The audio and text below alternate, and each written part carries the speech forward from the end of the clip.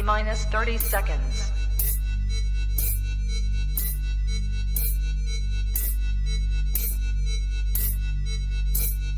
T minus 20 seconds.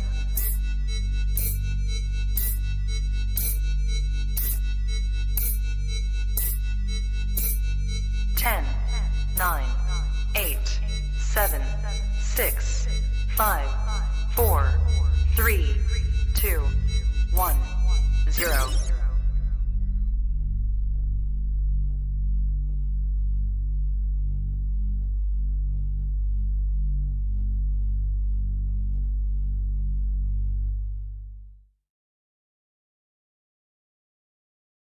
Okay, guys, here we go. We got episode 3 today. Happy to have Chad Halker on. Happy to have William Rose on. Hopefully, going to have some Bob Vu on in a little bit, but we'll see. We got somebody keeping an eye on the camera. But, all right, guys, we got this one for our dropping midnight on Wednesday to give you guys something to listen to on the way to Daytona. We're going to make it good. We're going all ball pythons. We know how much you guys like those ball pythons. I don't know if you can hear me or not, but I have not, the whole time the sound check, I've not been able to hear anything. A few moments later. If hopefully Chad and Bob are eavesdropping, but one of the topics we were going to bring up is, I wanted to talk a little bit about these. There's a Chad. Chad's in. Oh, hey, what's up? Let me adjust a little bit. You guys can hear me fine? Yep.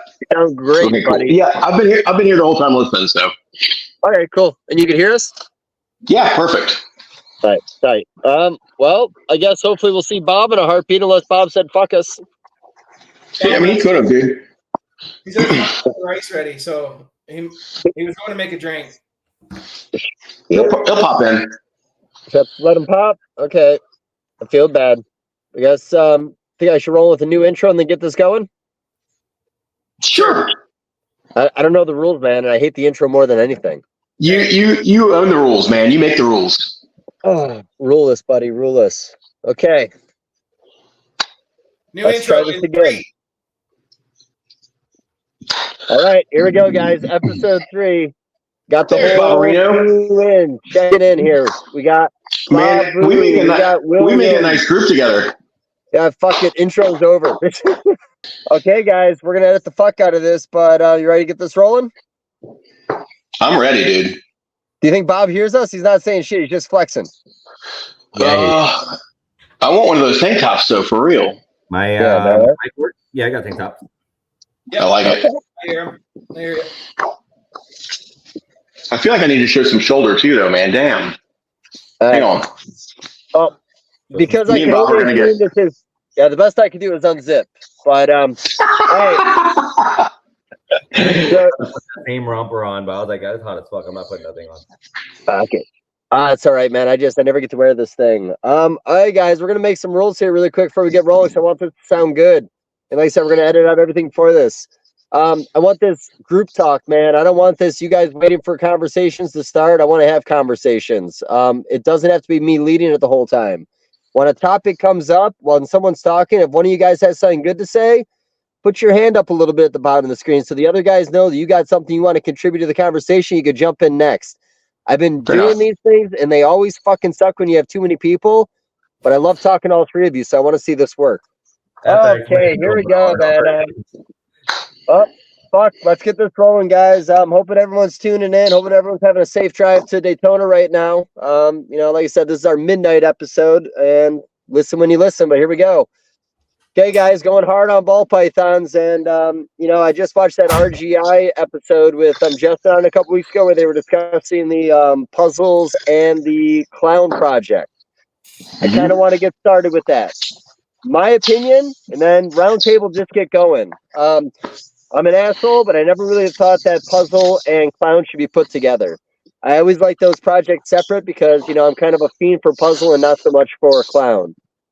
I'm not really happy that it's so hard to see these things, and I do think that there's going to be a way to get there, but personally, I question whether or not you're going to need a little bit of pastel in those pairings to really get that puzzle to pop in your clown. Yeah. What are your guys' thoughts? Roundtable. Who's first? Whoever's got a thought in their brain. I can give you a little quick rundown. I've done quite a bit of puzzle clown stuff. I have one that I think might be. I haven't tested it yet.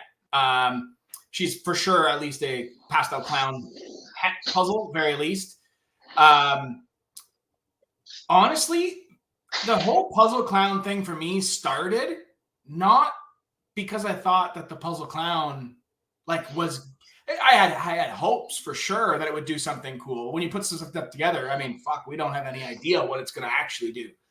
I had hoped it was going to be cool, but really, the reason that they all ended up double het puzzle clown is because all my genetics were in clown males. Like they were like all the good genes, all the stuff I wanted to pull into puzzle was always loaded in clown males. And so I've made a lot of like combo double hets, which in turn are just het puzzles now. I will say I've made a few animals. Actually, every single one I've made that's a puzzle 100% het clown is really funky. It's really different than standard puzzle combo.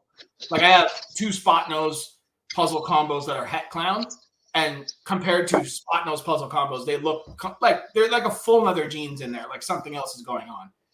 I don't know if that's a het clown thing doing that, if that's the kind of reaction. Honestly, I don't know. I've just been so checked out of that whole stuff that I haven't paid any attention to it. I've just been like, if it works, it works. If it doesn't, it doesn't. It's not going to stop me from pairing them because those pairings still throw me really nice puzzles and really nice clowns, and I'm cool with either of those. Okay. Sort of my whole problem on that thing. Yeah, if it happens to do something crazy, hey, I'm not going to complain. But I think everything goes through clown at some point in the hobby. It's always been the norm, at least since they became more popular. I like seeing everything once, but I think there needs to be an acceptance that some things might just need a little more TLC to make it work, I guess is the way of putting it. I don't know. I'm going to keep throwing heads at each other, and I'll let you know if something happens. No, that's fair. Bob, what's your thoughts? So originally I thought puzzle and clown was actually going to be allelic genes because it took how many years before we actually seen a puzzle clown, right? Before anyone actually showed a true puzzle clown where we're like, okay, that's a puzzle clown. I think there's like one picture floating around for 10 years. No one from like Japan? Yeah. And then Josh Jackie produced one where he thought it was a puzzle clown. He posted in the Patreon. We were kind of going back and forth on it, and I told him, honestly, there's no way to tell unless you genetic test it. So he had to genetic test it. And, of course, he's heavy into the project. I'm not super heavy into that project, puzzle clown itself, because I really thought they were allelic genes. But in my opinion, if you have to genetic test your whole clutch, every clutch you have of puzzle clowns, not really worth it. Not really worth doing, in my opinion. That's my whole take on it too. You know what I mean? Like you said, if you have to genetic test to see it, what are we doing? You know what I mean? Like, I want to see it. It should look good. You know what I mean? It might look good, man. Like, somebody might hit some crazy shit out of it, but you know what I mean? Like, I saw that a mile away. Not that I know anything more than anybody else, but it just didn't make sense to me originally. Bob, why did you think it was allelic? Because puzzle to me looked a little cryptic-ish, cryptonic. Mm-hmm. It took 10 years, and just for me to fathom that it took this much time. I mean, monsoon clowns already been produced. Like all these clowns that are on genes that are newer age-wise. How many DG clown combos have we seen? We've seen DG puzzles, hypo, sunset DG. We've seen all these combos, but yet a puzzle clown hasn't been produced. So I was just like, I was skeptical, and maybe it's because it has been produced, but no one genetically to figure it out. I bet you have made a bunch of them. Right. There's probably a lot, man. They just look like clowns.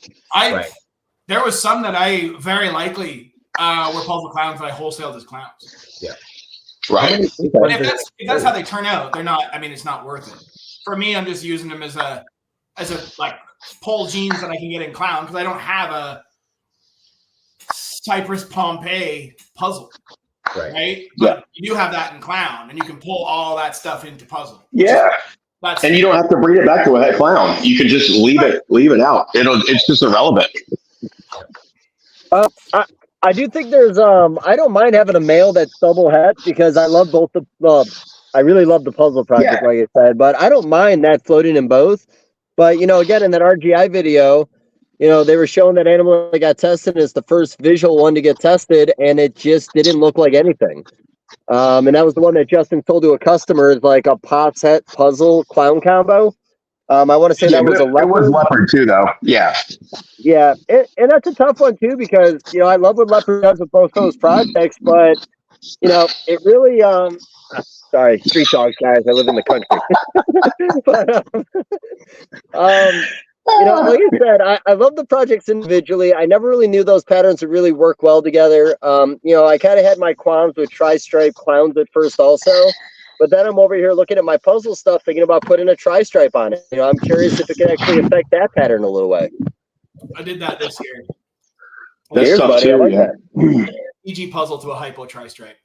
So we'll see. Nice, dude. Yeah. Very good. No, like I said, we'll see what that one does. But like I said, I think some of these pattern mutations aren't worth mixing up, and I think they should just stay true to themselves. And like I said, not everything needs to be a clown. That's just who I am. Yeah, it's weird. The industry, like, clown is such a dominant gene in the industry, and that's good and bad. It kind of like pigeonholes you into a certain avenue. Now you're gonna make crazy snakes in that road, but a lot of people won't separate themselves from that and work something else that has it doesn't have to be clown. Like, for example, like zebra. I don't know what the future holds for zebra. I don't know where it's gonna go, but I've seen a few combos that have been like, yeah, they're okay. But then I've seen a few combos that I've really liked. Same thing with, I guess puzzle's a good example. Cryptic's a good example. There aren't too many pattern changing recessive. Like, I guess there are, like G-Stripe and Clown and stuff.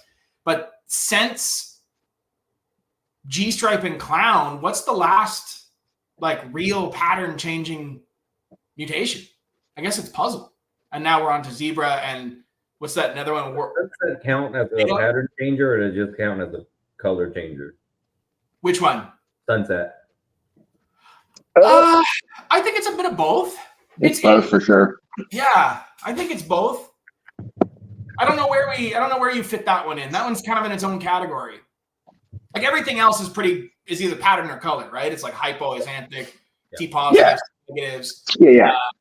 And then it's pattern, but we haven't really seen many that are like sunset, where it's almost like a base sunset gives me like kind of like GHI kind of vibes to it. It has that pattern for sure. Yeah.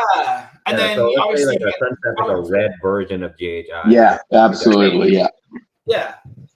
Yeah, no, I agree with that. I've always thought there's a little bit of a pattern underliner, and even when you look at the sunset clowns, I mean, it really did a lot to that pattern.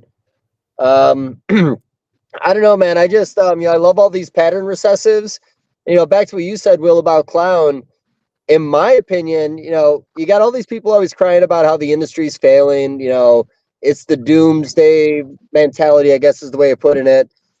I genuinely think the clown saved our ass in the late 2000s. And I think even like in the mid-teens when it really started pumping, I think without the clown movement, I'm not really sure where the ball pythons would be right now. It definitely hyped it up for sure.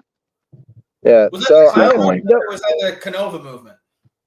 Well, I mean, it was the Canova movement. That's what it was. Let's be fair. Early 2000s, that's JKR movement. That's what saved all our asses for sure. Yeah. Well, how about that? Elaborate on that a little bit. Where do you think we'd be right now without a Justin? I mean, like we were pre-Justin. I was there before that. You know what I mean? I was still a hobbyist, but before Justin, another Justin. There'd be another one. Davis. Before Justin, there was Ralph. Before Ralph, Yeah. There would be somebody else not as charismatic or polished. Someone else not as polished is a good word. Yeah. Like sometimes I feel like it's good that Justin's representing the industry because it's very good. Spoken and nerdy and white and this is almost like a hard R. It's almost there. It's a hard W, buddy. Hard W. That's hard W. Yeah. The WH white.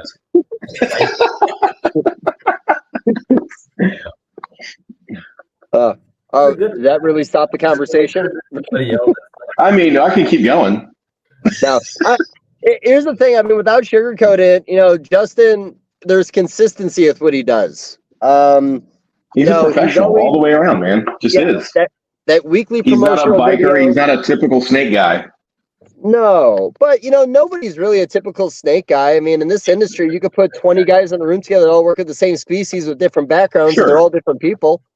But I when don't you think- want when you want to lead an industry, looking like being a professional when in appearance and the way he speaks and his marketing and his video, he just has it all. He's doing it right, and that's exactly what this industry needed. We didn't have that before. We had some Ralph Davis videos. We had cool websites to look at. We had forums we could talk shit in, but that was where it ended.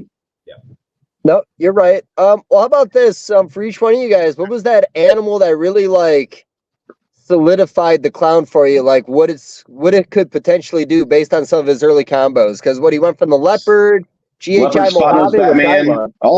all of that shit, dude. All of that was hot. It still is. You think the Batman was the game changer for him, or for the industry? Yeah, just Leopard, then Spotnose, then Batman. Yeah, all that shit, dude. It's still legit. Okay. It's not super expensive anymore, but it's very striking every time I hatch one. I love them. For Well, me, what hooked me on clown was Ralph's flatline. That Yes. was like, Yeah. oh, fuck. The reduced shit first. Yeah, the reduced stuff was first for sure. and then Fancy stuff. and then since Fancy then, fun. the next one for me was pumping. That was Yeah. that initial drop. Batman didn't do it for you at the time? They didn't show it. What's that? Said Batman didn't do it for you at the time? It did. Not like Pompeii? Not the same way. Not the same. Gotcha. Like it was. Yeah. It was I mean, they're definitely Pompeii's a multiple levels above it for sure. Yeah, the Pompeii was just a ball python that like colors that we've never seen, like red. The reds. It was like what? Like it was Yeah. just a departure from anything that I'd ever seen in a Yeah. ball python from my own experience or from seeing other people's stuff. And then when he didn't tell anybody what it was and he waited 8 Yeah. months and all that sort of thing, like that. That snake took the internet by storm for sure. For sure, man. I'll be honest, his marketing for that project was probably one of my favorites. Like you said, that 8 months of waiting to find out black pastel. While in the meantime, yeah, yeah, but that red stripe market, needed to not know about the black pastel. Not to be mean, red stripe helped that project out, but that black pastel did a lot of heavy lifting in that Pompeii. The black pastel was more important than the red stripe, in my opinion. That's just my opinion, though. Well, and I won't disagree with that, but I will say from The a combo marketing without red standpoint, stripe it is was still quite nice. But that combo without any of them, Yeah, it's not the same. it's just like it's when all four It's watered down. land together. It's perfect. And you know what's crazy is that Justin's first one, is still probably the nicest one that I've seen, at least. I've seen guys hit other. Now I've seen like the special. That one was really nice, but not Oh, taking yeah. it that further. But like just straight Pompeii's. I've not seen many others that I've looked at and been like, wow, that's a really nice one. I hit that first one really. This is the thing with the industry. It's like you see one thing and like instantly, like, okay, what's next? Like it's like, Oh, yeah. What's next? And then what's like you have to think multiple generations ahead almost at this point. yeah, If you're not, like you're dead ending yourself like every year. it's Yeah. stuff's once the eggs are down, it's almost like, okay, don't even worry about what hatches. It's like work on next season. Like Right, you what's can't next? change it anyway. What's going to hatch is what's going to hatch. So For sure. focus on getting your eggs and then on to the planning the next season out. Yeah. It changes depending what you hit and all that sort of stuff. But So Let me bring up one topic real quick, just before we go any farther. We talked about the secret of the Pompeii going 8 months. What do you guys think on industry secrets, recipe secrets? Is it important? Is it not important? Is transparency important, or is secrets more? Is that more? I don't know. Well, I'm not. I don't know the exact thing I'm trying to say. Is it? Would it benefit you more to keep more secrets? I think it probably would. If you know that you're probably first on it. well, how about this? I got an answer for that. What's in the flatline? We still don't know. Well, Yeah, Do we? I was told from Ralph Okay. that it was a pastel clown. Looking back, With Blade and she. Yeah. Yeah. I know I bought an animal from that group, and her babies have been exceptional. Like really almost like desert like super clean. I do have het clowns of it, but I haven't bred them yet. I just kind of. How long ago was that Flatline video? Like 15 years ago? 2011. More. Okay, is that right? Close. Holy shit. So it's 2011 because that was back when I was doing the t-shirt thing and I wanted to put that animal on a t-shirt. And when I asked Ralph for a picture of it, he wouldn't give me a full body picture.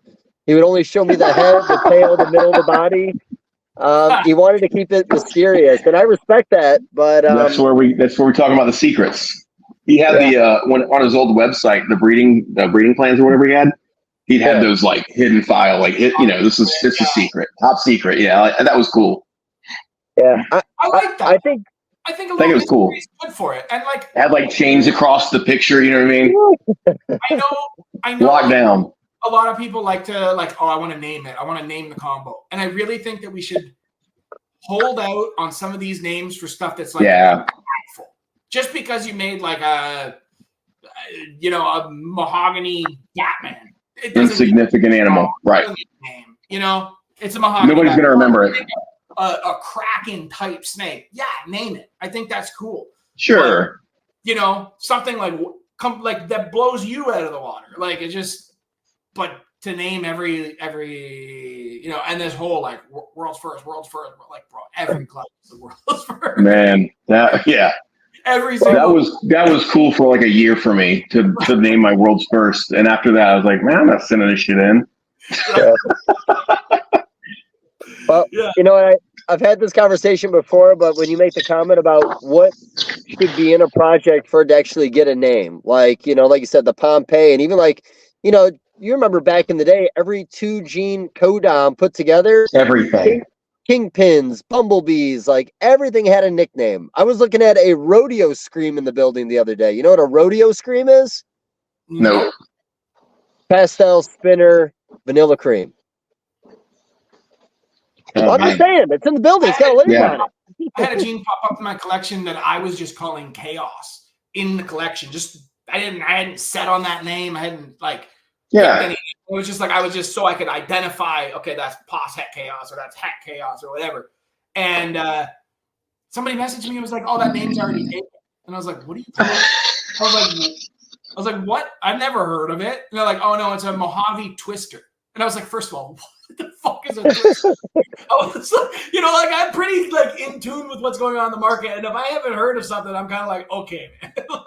No, I know what it is now after looking at it and that sort of thing. But I guess with the Mojave Twister, they call it Chaos. And they were like, you can't use it. They were pissed. Copyright. I don't know if you remember. Guys and they said, why are you even bothering, responding to this? Just use whatever fucking name you want. Right. It's your own collection. I was like, yeah, fair enough.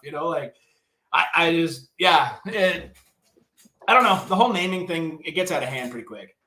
Well, have you named a project? William, have you created something and put a crazy name on it yet or no? Nope. You mean a combo? I made a combo? Is that is he asking, Dave, are you asking did he name a combo or a gene? Well, yeah, as in you making an animal. Let's say you made a Pompeii. You've made really great stuff. You've been the first one to make it. You haven't given any of these nicknames? Nope. Yeah.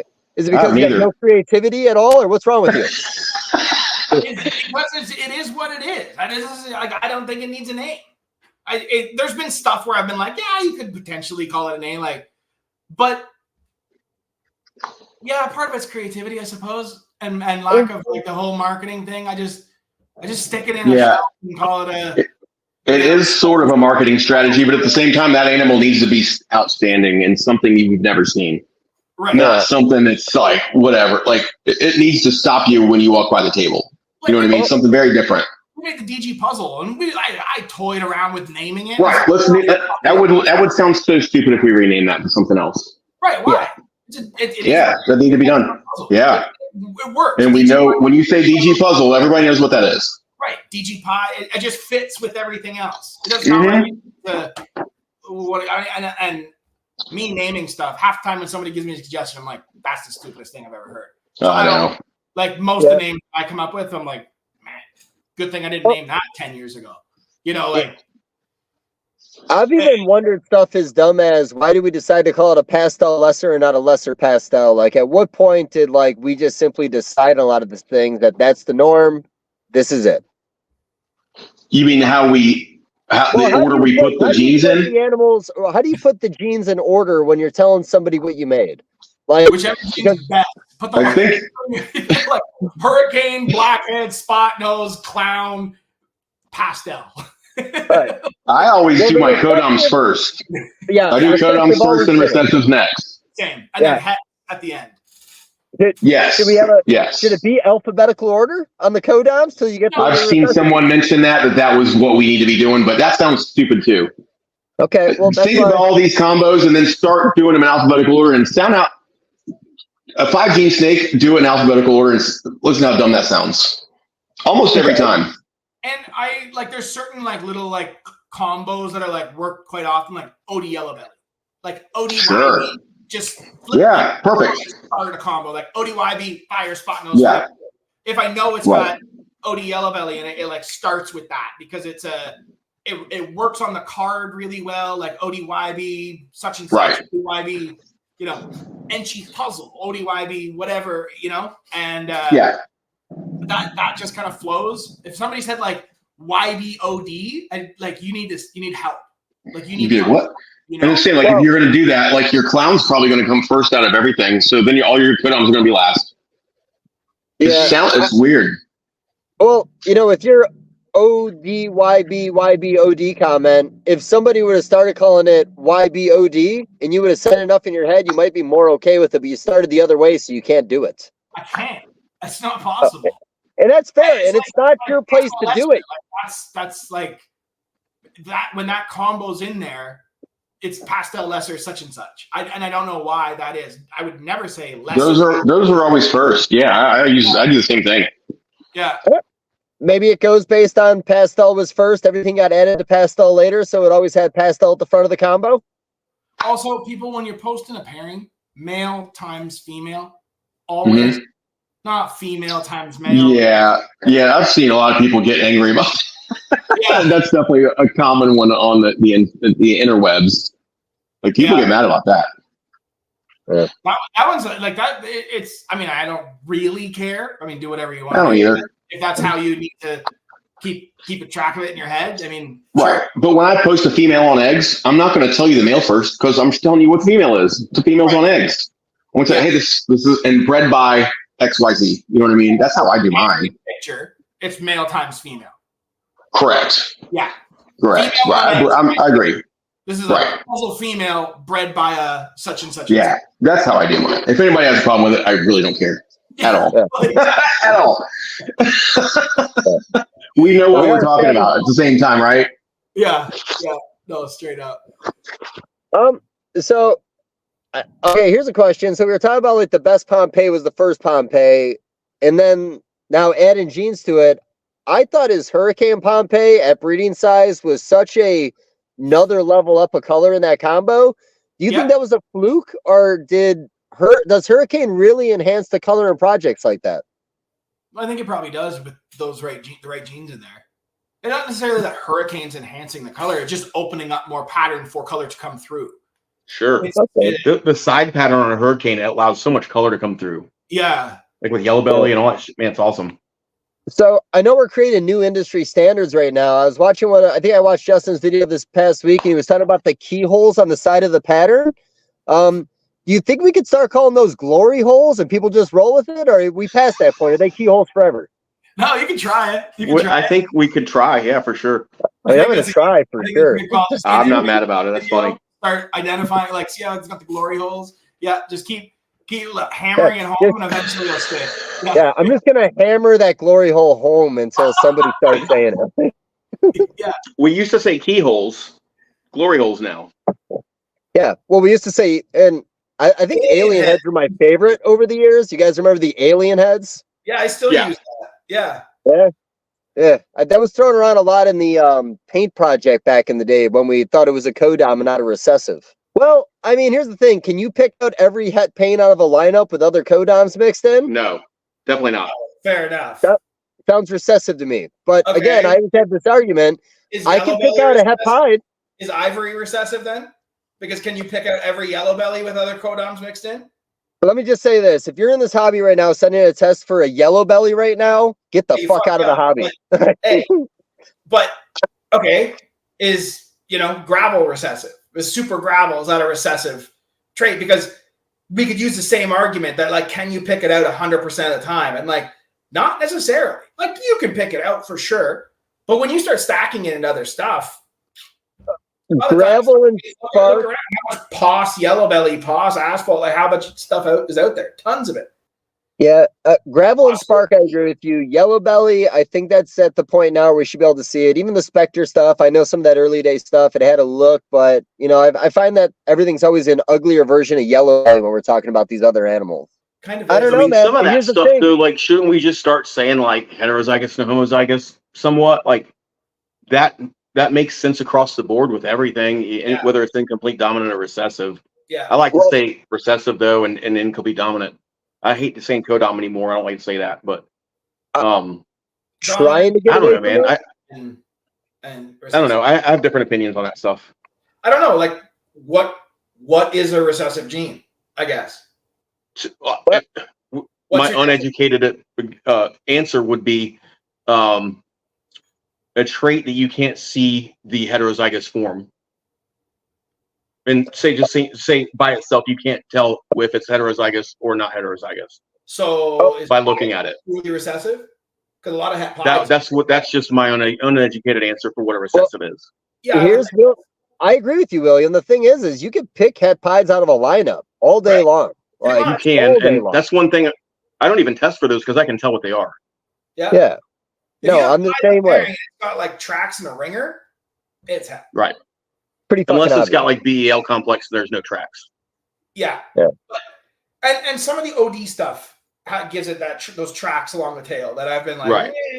But if you have pied in the pairing and nothing else like going on, like I just hit a DGA Xanthic with like a ringer on it and tracks, and there's pied in the pairing, and I'm like, that's that pie.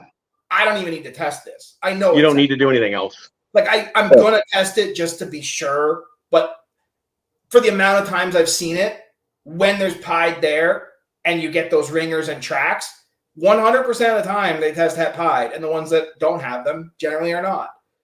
All right. Well, let's go with the more modern day one, man.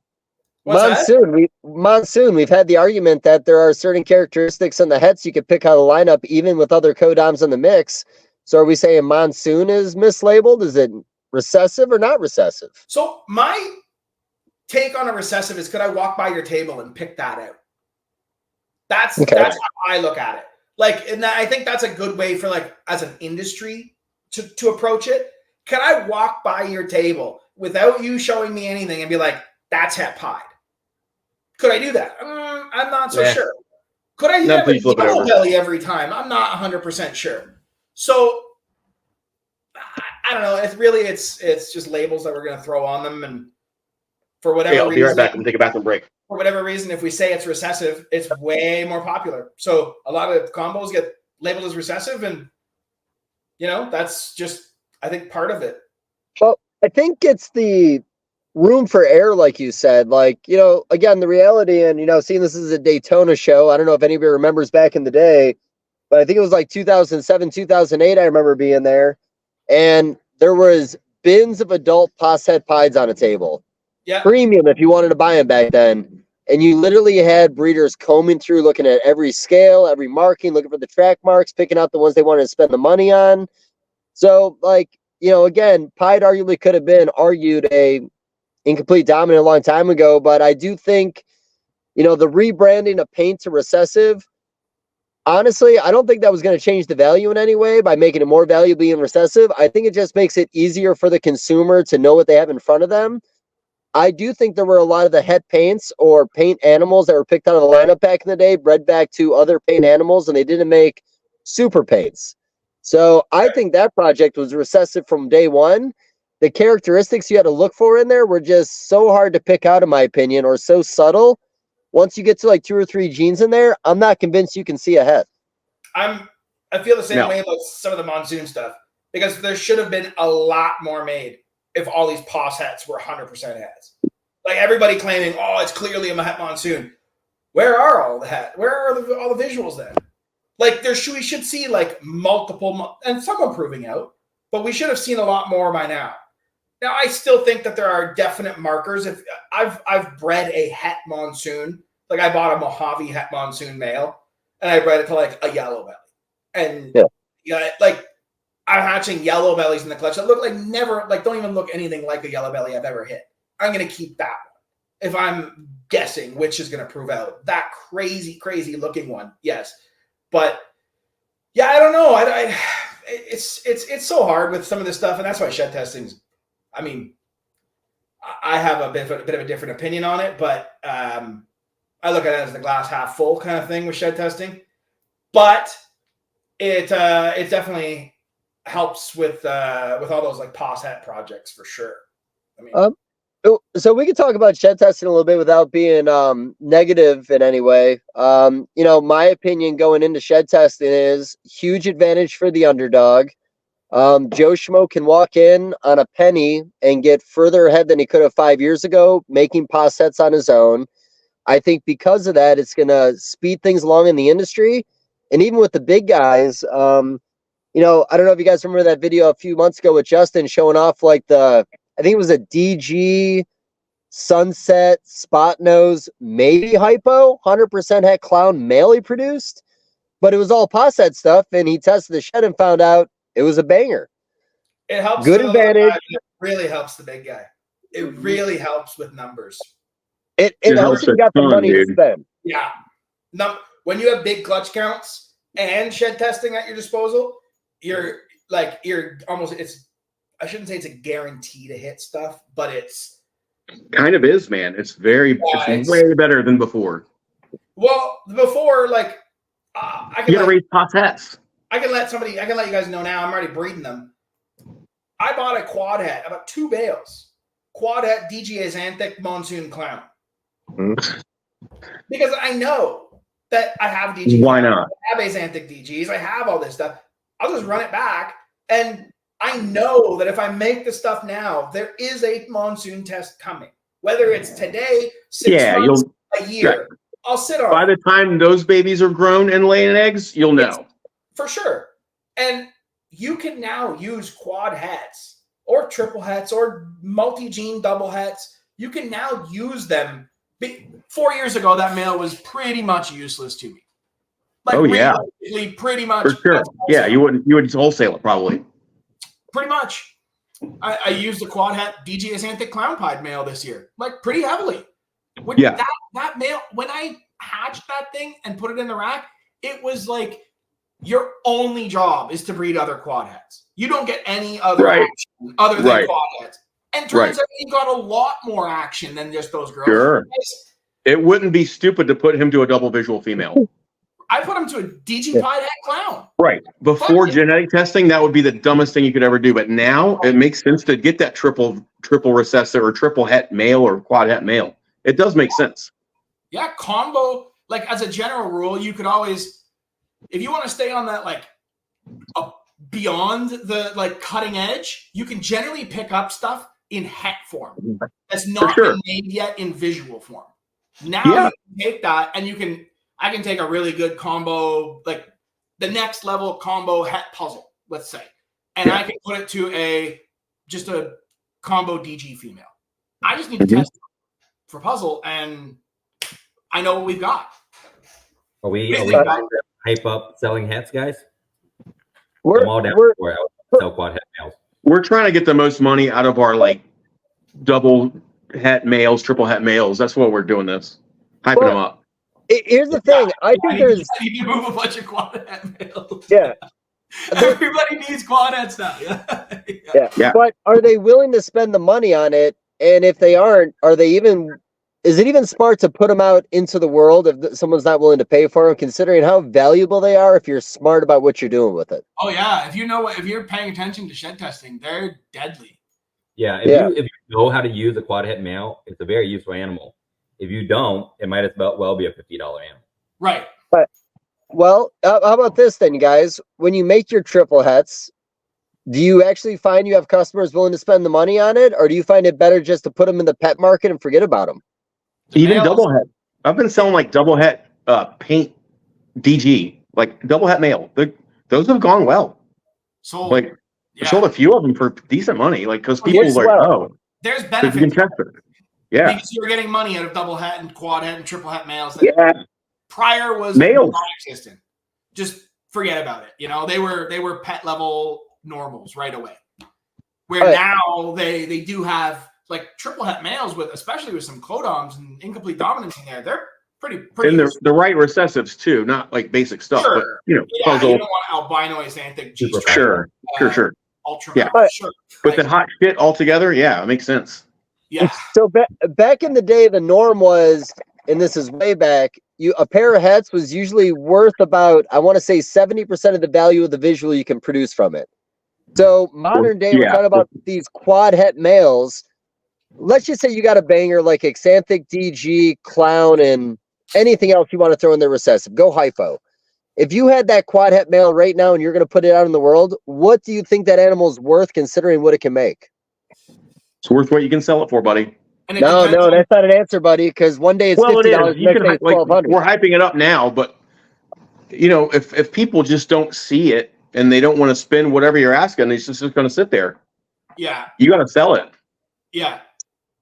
You All right, can't. well, Bob, when was the last time you sold a quad het? I don't make any. Oh, come on, Bob, get with the times. You're way better than that. Hey, Chad. Speaking of, so I made a clutch of triple het paint Atlantic G's, yeah, and I hit a bunch of males. I told you I made 5 male 2 female ratio. Yes. And I ended up selling one of the males on my Patreon for what in my opinion was good money, because I was considering, do I wholesale these? Like, what am I going to do with these? I don't really want anyone to work in the project. I posted in the Patreon. I'm like, oh man, really. And then someone was like, hey, I'll pay you this much for it. And I'm like, what? Okay. I just took it. So what was like an animal like that? Like we're considering like, hang on real quick. Not like any recessive because it's not out there. So you're looking at it. If you're looking at a triple het, quad het recessive, that last recessive, like you're talking about DG Xanthic, let's say DG Xanthic Clown, and then that last recessive is pretty important, because if you tell me it's G stripe, I ain't paying you much for it. If you tell me it's albino, I'm gonna actually take money away from it.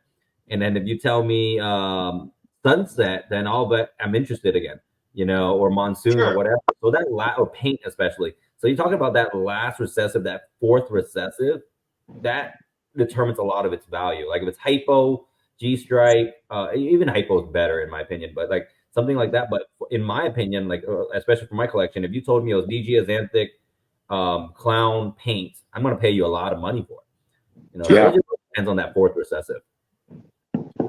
Okay. That's the triples are great. The quad is exceptional if it's the right extra gene. That's why Justin posted a quad het DG Xanthic Monsoon Clown, and it was sitting on Morph Market, and I was kind of like, no one wants that. That would be awesome. And I called him and bought one, and then got it. He shipped it up here, and I got it, and I started like planning pairings. Was like, fuck, man, I need 2. And I called him and bought a second. I bought his brother. Too many girls for this one male. When I called him, he was like, "Oh, you need a female." I was like, "No, I need another male." And he was like, "What's wrong with your male?" Like, nothing. I have 15 females I'm trying to put them to. Exactly. I'm going to sell this male. Yeah, 15 pastels. I'm going to breed it to. Right. Yeah. But I mean, that part of shed testing, and this is what I meant when I said it would speed things up. A lot of people disagree with me and said, like, no, you still have to breed them and you still have to grow them. Like, yeah, I get that. It speeds things up a lot. A lot, sure. Yeah.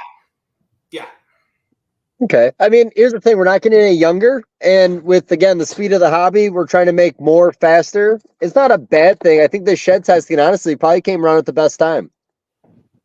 Yeah. And we're all of us at our level are all doing the same thing. So nobody has really an advantage if they're shed testing their shit and breeding the way, in a way where shed testing is an advantage.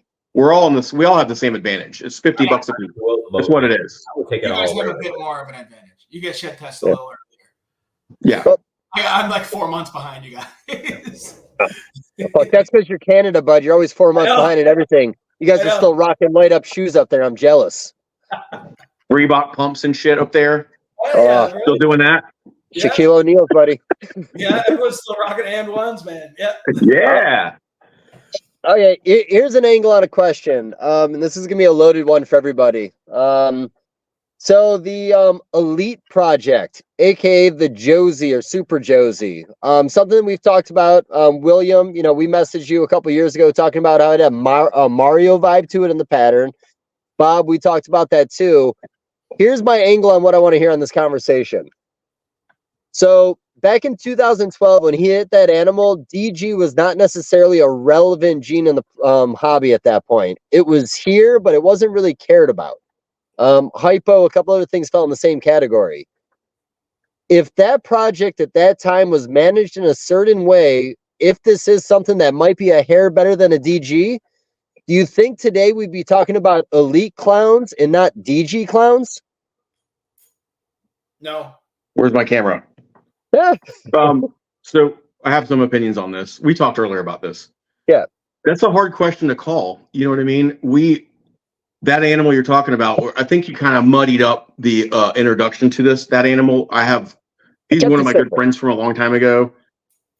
That animal was like a Mario type gene, like a incomplete dominant type gene with a desert ghost type gene that 10 years later was isolated. The sample size of that project is questionable. I could find out, but I don't think there's a lot of real good data to like back that. You know what I mean? Yet, and I could be wrong, but is that so? They said is allegedly shed tested, and it didn't match DG. But is one enough? Can we talk about that too? Is one shed test enough to just be like, I'm going to get rich off this? No, it's not. Do you know what I mean? I don't think so either. Because I've seen some stuff test for other things that it's clearly not. Like this week. Okay, I want to bring this up and not to piss in anybody's Cheerios, but the Super Pastel, what was it? As a DG Super Pastel was tested for puzzle, looked just like a Super Pastel DG. Agreed. Nobody would say anything different. Tested for visual puzzle. Agreed. That example right there to me, across the board, all this stuff that gets one test and the results don't make a lot of sense. I think a second test should be done, at a minimum. Where do we go from here? You test. I don't know, man. Bob, here's a good example. You test kind of muddy. DG Clown 66 head axanthic, and it tests 100% head axanthic, and you sell it, and the test was wrong. Good question. Who's going to refund that animal and the 10 clutches it tires? Right. Because especially in a male, you don't find that out until, and then they're real mad. Yep. Like, then it's a big deal. Like, and you could go from like a cheap snake to a very expensive snake on one shed test, one gene. Yep. Yeah. And that could be a huge deal. Currently, but I'm not going to bring that up. But yes, with the Josie, here's the, or not, I guess, former Josie, now the Elite. The big problem with that is, let's just hypothetically pretend it's a totally different gene as DG and looks identical or even looks better. The reason it wouldn't have been the new DG in 2020 is because like Chad said, the sample size. He only produced the sample. There's not even. I don't know how many have ever been made. I want to say 3 tops, and I could be completely wrong. But that project has been very slowly worked, and there's just not enough to just say, "Hey, there's something here." With only three animals. With DGs, there's 5,000 out there to feed everybody. Easy. Only during COVID was there was already 5,000. Right. Yeah. You know, that's the reality. It just so what does it take in the ball python community to have something that looks like we already have, but you can still be successful with it? Because we have some traits that we've worked with over the years that look very similar to other things, but they're marketed in a certain way where you make more money on them. 100%. I don't know, man. If something's so close together, just pick one. How about this? Like really, like this whole hurricane trick blitz. It was same thing. Same thing. the DG and Enhancer, they test as the same thing. Are they different lines? Sure, but they're the same gene. Like the genetic. Right. It literally tests as the same gene. You know, Confusion Static Acid, Banana Coral, like Mystic Phantom, like, you know. Okay. So, by the way, the test has been done. Do we know that triplets and hurricane, they're all the same? Like, did it verify in the test? All right, cool. So, good to know. So now we're talking about an animal, like you said, tricks for what, $75 at the point of the peak in hurricanes when they were going for what, $7,500? Right. Now, is Several that thousand either way, yeah. Is that the industry's fault for not doing the homework, or what do you think about that from top to bottom? You got to give props where it's due to Hans for marketing the project. It's marketing, 100% marketing. Well, it was doing combos we hadn't seen yet, so it's kind of hard to argue because all we ever saw was the cheater or the cheetah ball. You guys remember the cheetah? Mm-mm. It was misspelled. It was supposed to be cheetah, but they misspelled it cheetah. Yeah, and it was a lemon blast trick. But other than that, I don't think we really ever saw shit in trick for fucking 10 years. I think, but I do think Hans's hurricanes were just really good examples of that gene.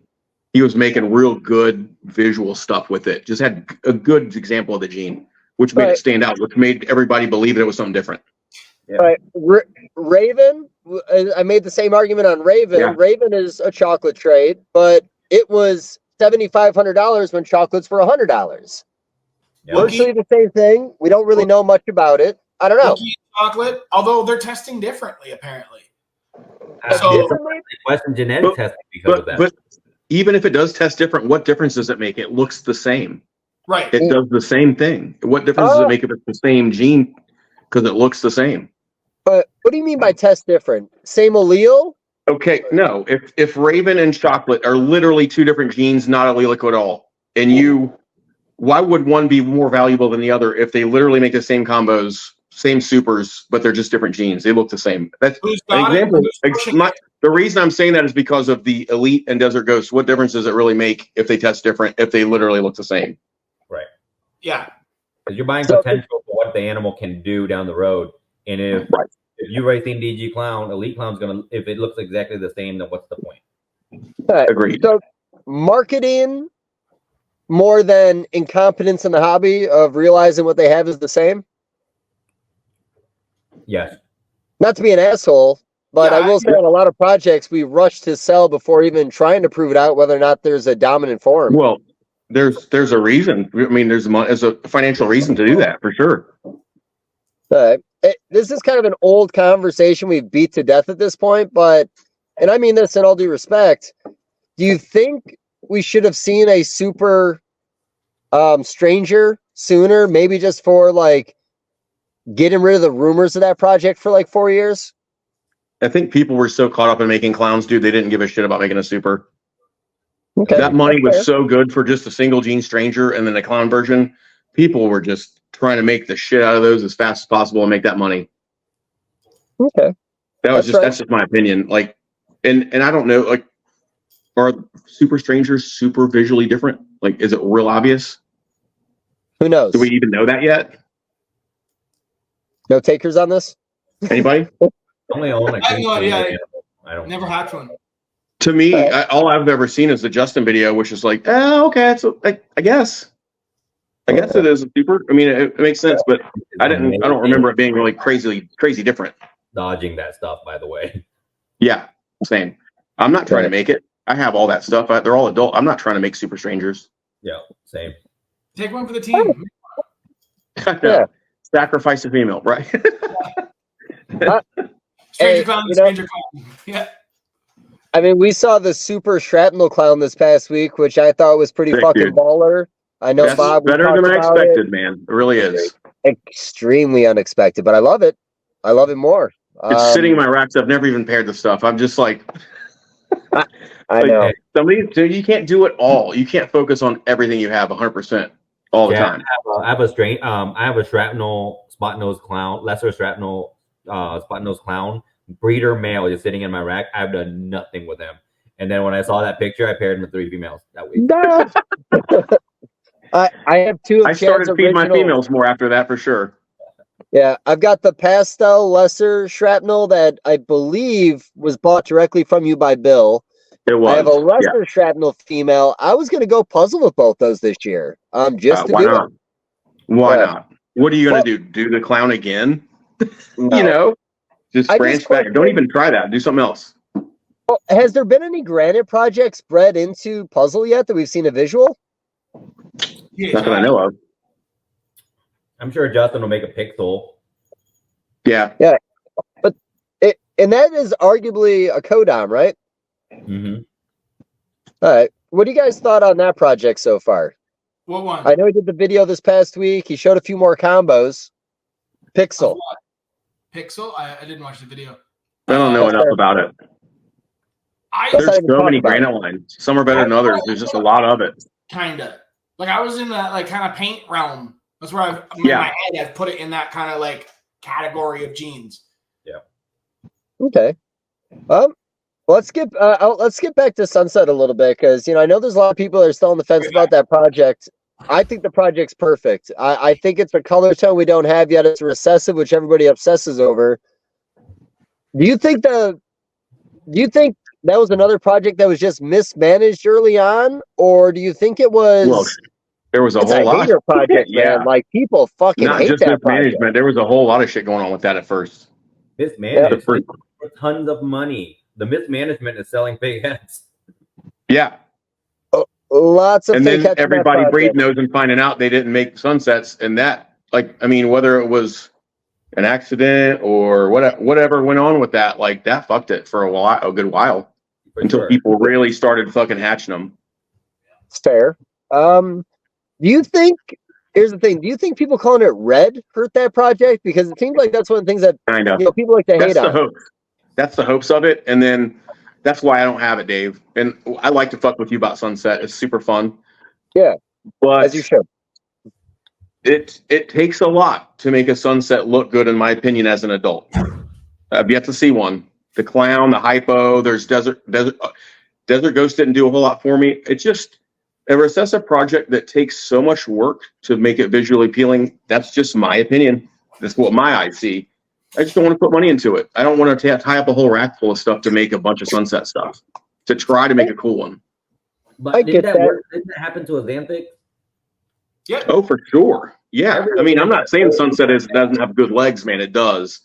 I just have a small collection. I can't invest a lot of. I don't want a lot of it. You know what I mean? I could have a few for sure. Yeah. Well, I mean, you were invested at one point, and you're not I was. anymore. I Will, saw, dude. you're I in the saw game. enough, and I, it made sense to get rid of. That's fair. I personally think it's gonna be one of those things that it almost needs to be deconstructed then reconstructed. Like I Maybe. think there's like an enhancer gene in there that's gonna lighten it up a little bit, and then a dark gene that could be put in afterwards to kind of maybe get more of that reddish tone that we want. Sure. I thought that Hypo DG sunset was fucking baller. Oh yeah, for sure. Yeah, but I The also puzzle, like Hypo the puzzle sunset. is great. The puzzle sunset's great. I think Love the it got puzzle. marketed just the approach was wrong. Not wrong, but like we marketed Sunset as a red. Like this is the new red. Yes. This is the red ball python. Mm-hmm. It never was. It was never a red snake. Like it was. No, It's orange is the new black when really it's just the new. That's the a new good one. brown. Orange Yeah. is the new brown. Hey, don't get me wrong. I like Sunset. I don't have any like. I do. I do too. But I just love to fuck with Dave about it. I don't have any I hate- major issues with it. It's one of those things that I know needs a lot of tweaking and needs a lot of Sure. patience and perfecting, but I'm just gonna run it with DG, see what happens. Yeah, of course. DG combos with it. That makes sense. Just gonna keep DG Sunset stuff going. I mean, I know that the DG Hey. Sunset on its own wasn't fantastic. It wasn't like this wow snake. Yeah, But if you compare it to a normal Sunset, it's like 10 leagues above. definitely better. So I'm just gonna run it into and like make combos with DG involved. And I have Yeah. lots of DG stuff, so it ties in nicely and it just kind of just keep playing that game. But I think we need to focus more on like Sunset combos rather than like, No, definitely. like Sunset Clown, Sunset Pied, Sunset Clown Pied. Like those Yeah. are cool, but like we haven't done anything with Sunset yet. Yeah. So I love that you said that because honestly, I think there's going to be a direction in the hobby where like the big boys are all going to be double, triple recessives, where all the other guys, I think, are going to just be putting codoms in it to see what the basic codoms look like. But those are the guys that are going to let the big guys know what codoms need to go into the double, triple recessive. So I think there'll be a balancing act in this. And, the biggest problem, like you said, project's been around for how long? We haven't seen any combos yet. It's almost non-existent. So we need to see more, and that's where, again, everybody in the hobby is going to come in handy on this because, again, there's going to be the codom route, and then there's going to be the triple recessive route. Triple recessive is important, but eventually we got to get all those codoms into it. How do you guys feel about using incomplete dominance as recessives now? Like, our gene. You mean making the supers and into your triples and doubles? Yeah, for sure. I'm like asphalt into all that. I want super asphalt everything. Like that's my favorite thing. I don't even mean into your recessives, because the way I've looked at things is that shed testing has made everything equal. A recessive is an incomplete dominant hidden behind. A het recessive is an incomplete dominant. It's the same thing. Exactly. Right. So we've been using this like small pool of recessives, really. Like there's like 4 lines of axanthic, 4 lines of hypo. But we really have like maybe 12 recessives. And 3 of those are still very expensive. Sure. So really we're using like the same like 7 or 8 recessives. Yeah. Maybe 10. You can't do but so much. But it's a lot of limitation. To the super forms and codoms, like who knows? You could run into a situation where like a super gravel, super hurricane. Okay, that's your new base. Yeah. Super gravel, super hurricane. And she's super gravel, super hurricane. And build off of that. And I don't see many people doing that. Everyone's like quad, triple, penta, set the hats, off the hats. And to your point, my opinion on that is because you people think because you call it recessive, it's just a word. You call it recessive, it's more valuable than a super form of an incomplete dominant because we're calling it a super form of a codominant. That automatically in our head says that's less valuable. Right. Like that doesn't really make any sense whatsoever. Super blackhead, super hurricane could be the new. Oh, dude. Yeah. If you pretend a chocolate is a normal, and you just can't see chocolate, but the super is the recessive. It is like one of the most amazing recessive. It's like, okay, this is the best. The chocolate is the recessive, and just pretend all regular chocolates are normals. Hets. Same with GHI, super GHI combo. Like, why are we super blackhead stuff? Super blackhead, exactly. So cool. Super cypress because it wobbles like crazy. Yeah, well, you can start to treat like cypress spot nose like almost like a recessive. And spot nose chocolate. There's really cool gene interactions that people are kind of leaving behind, like cypress red stripe stuff. Bob, I've seen you make some. Dude, I've made some. So cool. So good. I don't know that they're leaving it behind for the visual reason. They're leaving it behind for the financial reason. We're valuing these animals fucking weird. Yeah. You know what I mean? It's a game we all play, but like we make the market what it is. Yeah. Like who says what something's worth 20,000? Who makes that up? But who makes the prices up? We do. And it's up to the customer to pay it. If the customer pays it, that's what it's worth. Yeah. But why? Because the way I've always put it, one of us will come out and buy it. Everyone's waiting for Bob to buy it. That's really what it is. Sure. Bob. Yeah, no, here's the thing. The way I've always liked putting this is testing the market. You can come out with whatever price you want. That's you testing your market. If somebody pays that price, then you know what your market is. But the same reality, even like, Sunset Clowns, the first Sunset Clown was sold for what? Between 10,000 and 15,000. 3 years later, all of a sudden they're going for 60 to 70,000 bucks a pop, and no one has enough of them to sell. So, are you talking like pre-COVID and then COVID price? Is that what we're talking about? Yes, it was during the boom, but fuck me, man. $10,000 to $60,000. That's a big jump. It is. Also, who sold it, right? When it was 10, 15,000, it was Matt Byram, and then when it was 50,000, it was Miguel. Right. Marketing is a huge thing. Yeah. No. 100%. And depending on who does the project, because even the year when everybody was selling their Sunset Clowns for 60, I'm pretty sure Dynasty had them for 25. So like You know, sells no one's it ever on matters. the same page. Yeah. Yeah. So no, I agree with all that. I sold a DG Clown in 2018 for $6,000. I made it. I was looking at the DG price and the Clown price. They were like $300 each, and I thought I was crushing it at $6,000. Yeah. And I was like, I'm making it like a bandit here. And then 2 years later, they're at $15,000. Yep. Like what? what? Like that whole COVID boom was. I mean, I'm cool with it. I wish we'd get another one. But so hey, let's again, just have the government release another virus, and we could do this all over again. Yeah, That'd give be it a couple cool. months, man. Everybody has COVID right now, it seems. We'll see who gets elected. Release the virus. Snake market goes back up.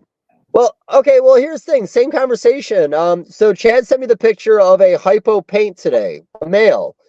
The price for the breeder came out at $12,000. Yeah. Now awesome. I do believe there's somebody out there that'll That's from spend Jeremy that money Vaughn, on by that the way. animal. Let's plug that guy. Let him get that sale. Jeremy. No, that's fair. Yeah. But what my point being is, if a hypo paint came out 8 years ago, it might have only been a $2,000 or $3,000 animal. $1,500 if you could sell it.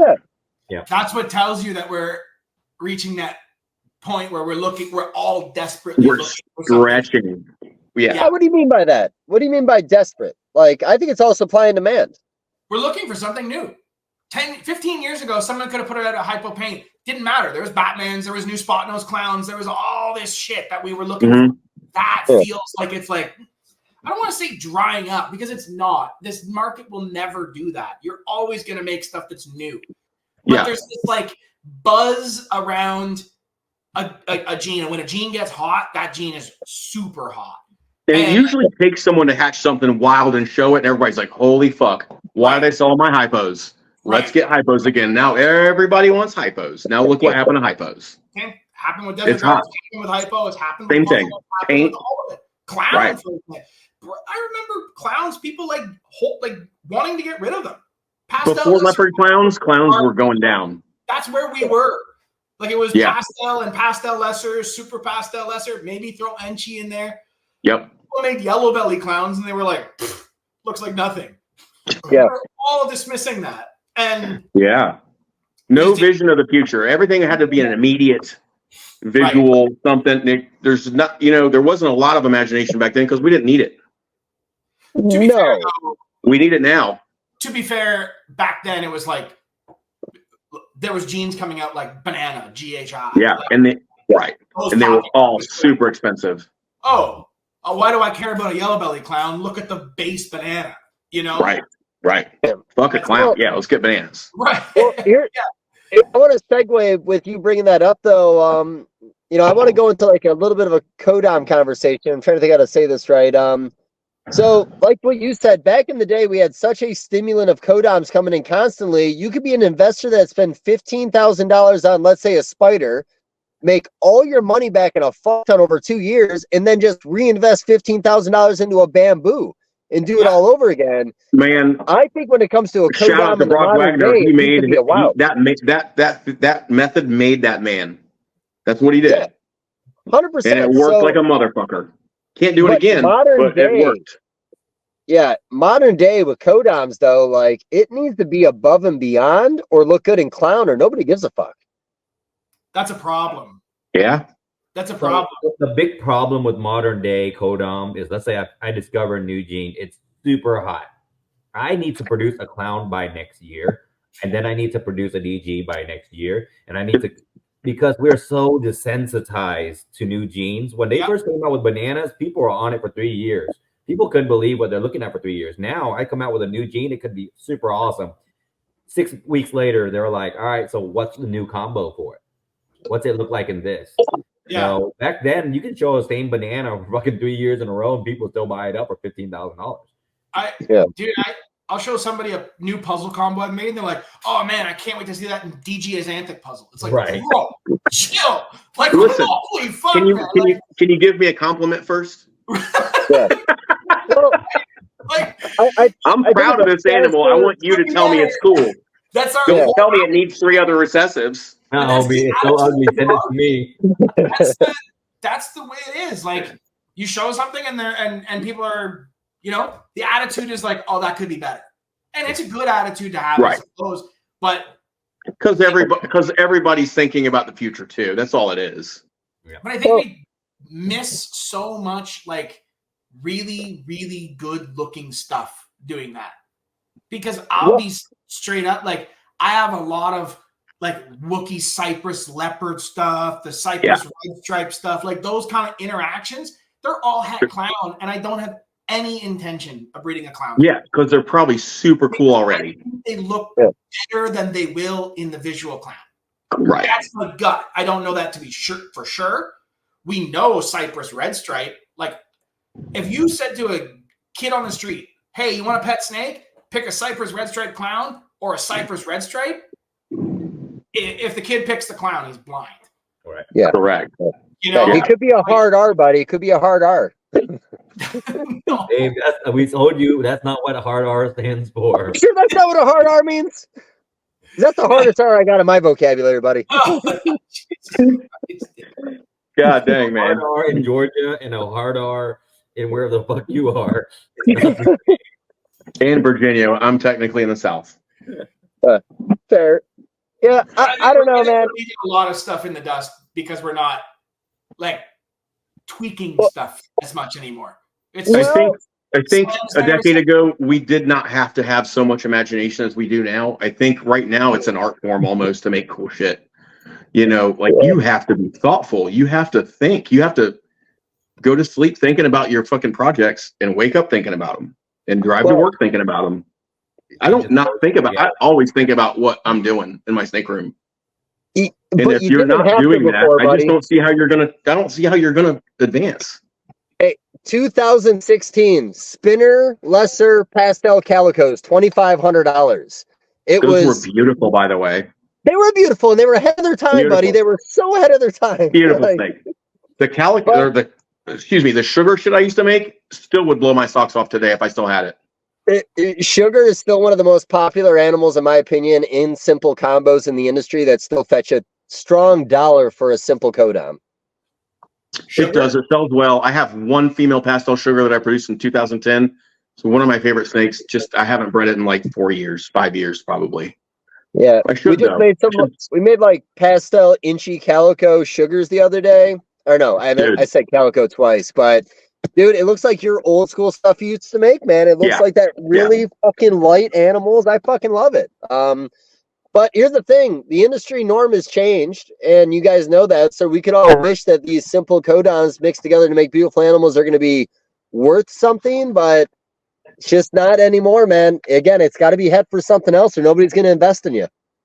Well, that's just where we're at today. That's where we're at today. 2, 3 years, 5 years from now, I think it's going to be about your art form and what how you separate yourself from the rest. I'm looking at a price list from September 16th, 2012. And it's wild. I'm sure. It's wild. A pewter vanilla super stripe was $18,000. Yeah. Fader Bumblebee super stripe, $14,000. Yeah, but you're looking at a nerd list. It's not a nerd list. It's a Is that Haas? Is that Sean Haas? Sean Haas? Who's that list? No, it's Kreider. Kreider, okay. You're Kreider. I haven't heard Kreider in a long time. I still got Kreider hets in the back. Good. Hey, somebody added Mary on Facebook yesterday or a few days ago that I'm not friends with on Facebook. I was surprised about was Sean Hepleck. Oh, no way. Yeah. Mary's like, who's this snake guy, Sean Hepleck? And I'm like, oh, wow, that's always super funny when you see all these snake dudes adding your girl and you're not friends with them. It's so hilarious. It's just so laughable. I'm friends with so many people. The fact that I'm not friends with him, but he has my wife is so strange. Right. Oh, what are we talking about right now? Hold on. What next, Dave? We're at an hour and 28 minutes. You had some topics. I think we're just talking, buddy. I'm sorry, the dog just knocked my shit over, so it took a second. But you look like you're struggling, brother. Well, he's a strong dog. Well, kind of going back to like this is why I don't do podcasts with my kids here, because that would be the same way. That's fair. Your comment too, like talking about how like it's not good enough to do something simple anymore. Like I was talking paint a lot the last couple of weeks. And that was one of the conversations. They're all, what we're doing right now is we're trying to figure out the right codoms to put into paint to make the best possible version of paint. But that's not going to be good enough. Once we know how to do that, it's got to be a hypo DG afterwards. As soon as and that really is that, it. you're gonna see comments. Imagine that as DGA's anything. Imagine that as hypo. Like, dude, You put 7 years into work into this and hit good odds, and you're like, man, you need 2 more assessors. Yeah. Hey, again, standards are higher now, and I don't think that's a bad thing because I think it's making people put a larger effort into this. For sure.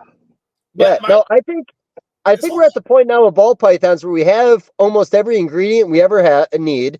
William, you made that comment years ago. Every 6 gene combination we can make is 13 million combinations, but 8 million of them are white.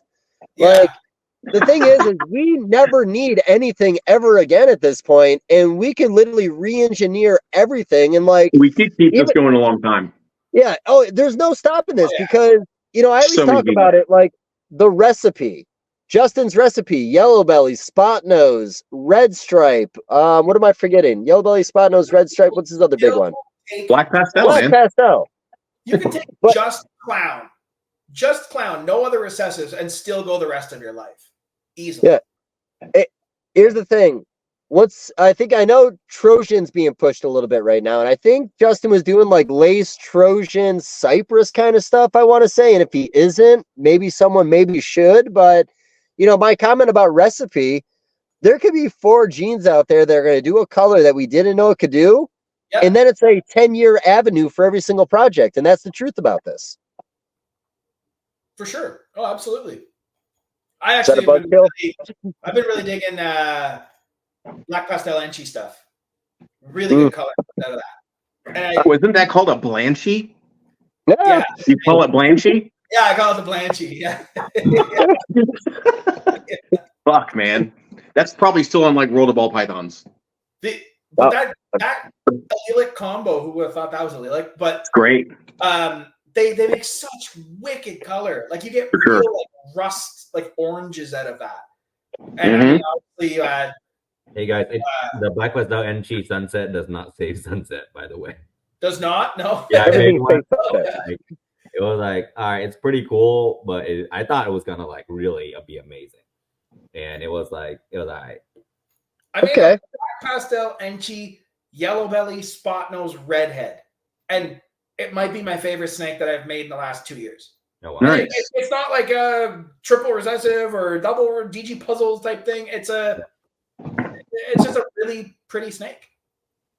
Can we talk more about redhead? Sure. Yeah. Yeah, some of my favorites. So this is my first year hatching redhead, and I've only hatched 2 clutches so far. Mm-hmm. And I know the animal I got is a little higher expression than maybe the most, but what I'm hatching is making me think when I look at the morph market, what I'm seeing as advertised as redhead might not be redhead.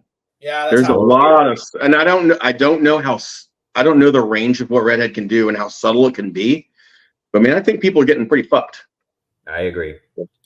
I won't, if I hatch a gene like that, like redhead, where it's I hit something and it's like subtle, and I think it is, but it might not be, wholesale it. Don't. Yeah, because the redhead shit I've hatched so far, nowhere near subtle, not even close. Send somebody yeah, exactly. If it's like a gene like that, you should see it. It's like especially if you're going to pay that price. It's not OD, right? Like it's right. If you're guessing, it ain't it. You're right. But why don't you market it as like high intensity redheads? I like that. Yeah. Yeah. And I'll tell high redhead people selling HI redhead advertised as low intensity redheads. Oof. So what do you think? So do you guys think that like? Do you guys think that like people are mis-IDing this stuff and selling it as redhead, and maybe it's not? Mm-hmm. A lot.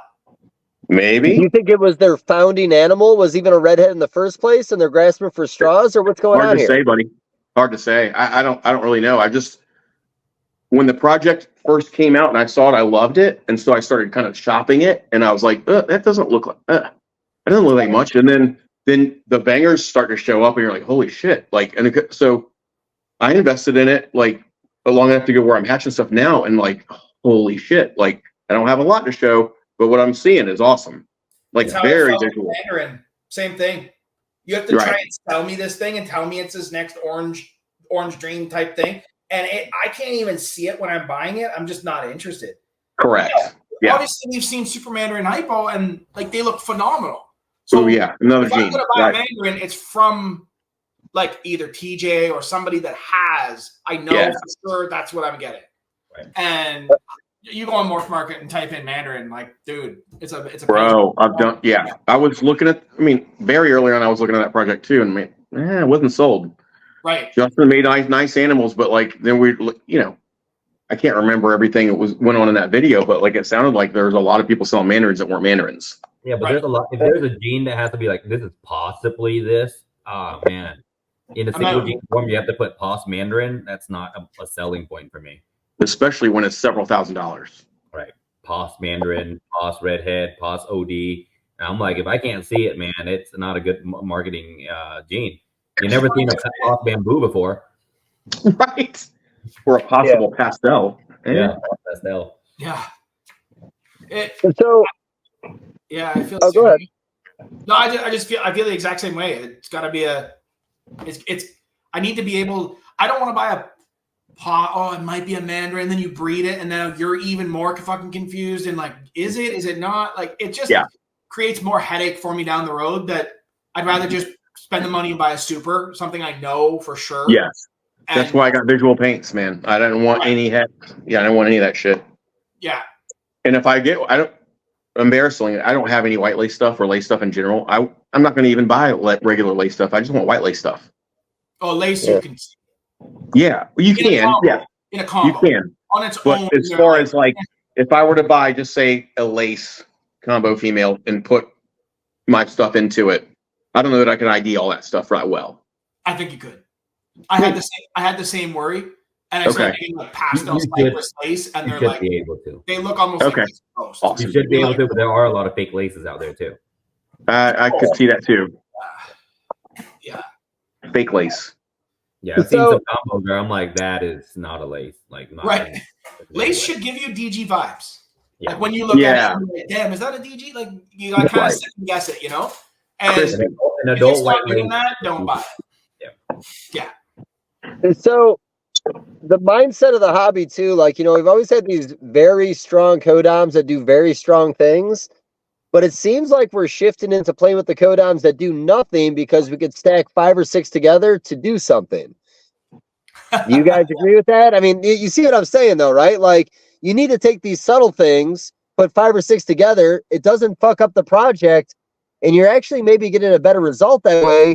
And then you can put blackhead in or something else, and it's gonna take everything back, in my opinion. Does that make sense? I don't know, man. Yeah. It's tough, dude. It's tough to mark. I don't know. It's tough, dude. Yeah. This whole market how is when I say something, I know it doesn't make sense when all 3 guys don't fucking say a single thing to what I'm talking about. In that moment, I know I've said something dumb and we shouldn't even pursue it. Like, I know how to read a room, buddy. Like, I just don't know how to answer your question 100%. You're right, man. It's because they're not even good questions. So how about this? There was something else we wanted to jump into a little bit. Well, Bob, you kind of missed this before. If you stumbled across something special, how do you manage the project? As in, when you made something somebody else could, do you wait 3 or 4 years until you have something to sell them to let people know? How would you manage that? Like, in your opinion? Define like special. Like, we're talking like a new gene, or just like, well, here's the thing. If I've got if I have voodoo in my collection, I'm the only guy with voodoo, I'll show every single thing I ever do with voodoo, because what does it matter? I don't have any competition. Let's show the development of the project. But if you have Red Stripe making Pompeii's, are you going to shut up about the Red Stripe? Like, you know what I mean? Like, how do you market stuff like that when you find something that somebody else could find? So it depends. So like this, there's a few layers to this, right? So obviously it depends on where the market is. If this is 2021, 22, I'm going to sell it immediately, knowing this is the peak of the market. That's your most money you're going to make in 2021, 22. With any new gene, new project, anything like that, people were so like hungry for new genes. Like Strangers were selling for $10,000 for freaking single genes. DG Clowns, I bought DG Pies in 2017, and I still sold them in 2021 at the same price. or more. So if it was 2021, it's different. Right now, I wouldn't even sell right now. If I discovered a new gene and it's a banger, I won't even sell a head. I wouldn't even sell any animals, and I'll just wait 2 years. But again, the timing it matters, and then the what I found matters. So if I found Pompeii right now, or in 2021, it doesn't matter. I can still release that. Okay, this is what it takes to make it. Because in order to produce a Pompeii, even if you have the head, even if you have black pastel, red stripe, spot nose, yellow belly, het clown male, you breed it to a clown, there's no guarantee you're going to produce it. I can tell You you can breed that shit to 10 clowns and not hit it. right. So I can still tell you what it is and sell you a ton of hets, knowing you're still not going to make one. And and it ain't hurting you none at all. You still don't have any competition. Right. And who's going to have that animal? Black pastel, red stripe, flat nose, yellow belly, het clown, right? You can tell everybody about it. They're still not going to have it. However, if I found Campfire, or I think the original one was Bonfire, yeah? Campfire was done by Ben originally. The Bonfire was a accidental pairing on my end. Thank God it hit done cool. Right. So if that was what I discovered, I'm not telling anybody because every single person has those ingredients in their collection. Yeah. Even the newest person can make it. And you can just go buy a freaking Enchi Calico anywhere and just go make it. So that's the problem. So if I found that, I'm not telling anybody what the ingredients are. But if I found Pompeii, doesn't matter. I can tell you about red stripe. If I had a whole stock of red stripe het clowns, I can just dump those for $2,000 a piece at the time, which that's what they were going for at the time. And I got lucky with the Pompeii drop because I had a ton of red stripe because nobody wanted them 3 years before that. Ian sold them to me for $100 per breeder female red stripe. He probably still will. Yeah. Yeah. A group of red stripes about 3 months before they released the details. Oh, nice.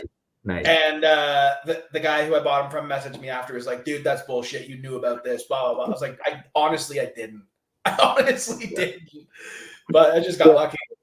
Yeah, I've told the story before, but yeah, it was like March Arlington. You remember the Ball Street Journal back in the day? I remember a picture of a red stripe firefly on there, and that firefly was just exceptional because the red stripe was in there, but then you never heard anything else. So I remember seeing Justin at the NARBC, and I'm all like, when are you going to talk about red stripe again? And he said, I've got something good coming. I took all my animals off the table. They were for $200. Nobody wanted them. He came out with the Pompeii. I put those fire red stripes back online for $800 a piece. One buyer took every last one of them. Yeah. So that was kind of a getting a little lucky. But, here's the thing. Trick. Who would have ever thought Trick Blitz would be a big thing? It seems to be a very big thing at the moment. Rio could come back. It is now because we're craving like busyness in our stuff. Like we don't want clean shit anymore. We want super busy shit. Yeah. Well, that's all talking about like the evolution of the clown project. We were so obsessed with Blade clowns when the leopard clown came out. It was perfect. Yeah. It was perfect Blade clown every single time.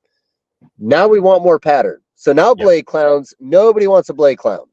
Yep. No, you can't sell those. Like I got rid of all my stuff that had Blade in it. Not because Blade's still cool on its own. I like it, but I don't want my clowns to look like that all the time. No, time and a place for it, and I'm sure there's going to be something you'll want to use that for in the future, but right now, it's all about adding pattern. Hey, Dave, is that customer that bought all those red stripes, are they out of the industry now? Oh, it's hard to say, man. I don't keep up with my customers. I'm horrible at this. There's a lot of times I find that those guys were like, oh, this is the new wave. Like, I need, because Justin told me to buy 20 red stripes. They go dump 20 grand in red stripes and then find out, oh, shit, I need to breed this animal to a black pastel spot nose yellow belly clown before I can, in 6 years, hopefully make a Pompeii. And then they're like, fuck it, I'm out. So anytime I feel like these guys are just like chasing these trends, even though they're 8 years behind the trend, become very, very likely to sell out if you're just like coming in chasing trends and have no vision of your own. So I mean, if you're brand new, that's a big hit. Yeah, I put a disclaimer on things like this when I talk about it, but monsoon was kind of perfect timing for new money coming in the hobby. I'm not saying that monsoon it does have limitations, but a lot of people invested in monsoon because I don't think they had seen any combos. And as a newcomer, you felt like there was a lot of room for you to do something. Now, I don't think that monsoon's a bad project. You know what monsoon I want to see? I want to see a super lace xanthic monsoon. I want to see black and white honeycombs up the side. I think there's things you could do with that project. But when you put a Mojave monsoon and a leopard monsoon and a spider monsoon all side by side and a monsoon, Mojave's still one of the better ones. it is Mojave's the the best BEL for sure. Yeah. but they're all so close to each other. I think it makes it kind of hard. So I think kind of like how paint had its limitations early. There was a lot of bad things to do with paint. I think we're going to see a lot of bad monsoons until we see good monsoons, because we're going to treat monsoon like other projects when it needs to be treated completely different. Yep. You have to treat monsoon like G-stripe. Don't you keep trying to change the pattern, you won't. Treat them Yeah, like Jesus. No, I am. Yep. Yeah. Just color it up. Yeah. Embrace it. Yeah. I do like the clown though, to be honest. Man, I like that clown monsoon. That monsoon pattern where it's like reduced a little more with that clown head. That shit's cool. Yeah. Add DG to that.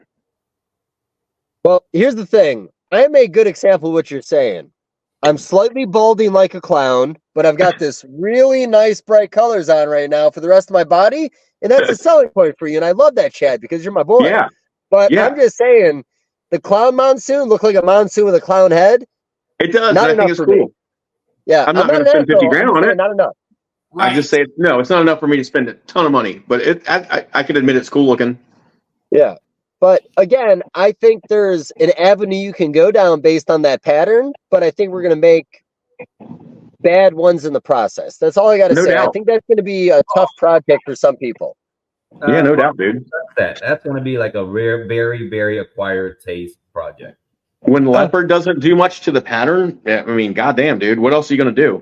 Bro, if you have a hard time picking out leopard versions and Yeah. spider versions. Right. What are we doing? Fucking pattern. Put Yeah, color. just color it. Just color it now. Yeah. I can't think of anything else where you're like, there's spider in that, and you're like, oh, is there? I don't know. And same with like leopard. It's like that's Dude. like the second the egg is like cut, you're like, that's leopard or that's Every time. Well, Yeah. what else is in it? Obviously, it's leopard or spider. You know. Yeah.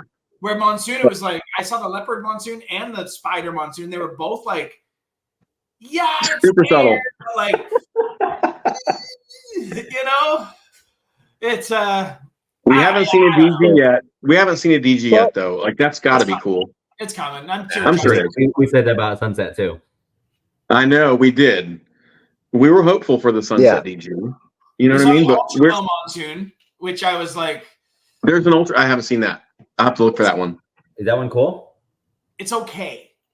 The That's ultra my opinion. monsoon is only okay. It's okay. Yeah. How about what do you think about the Why candy? It's okay. It's a baby right out of the egg. And Yeah, true. Yeah. I'm sure at 300 grams it'll look a lot better. It probably will. Yeah. But as it stood, I was sort of like, it's cool. Don't get me wrong. It does exactly what you think.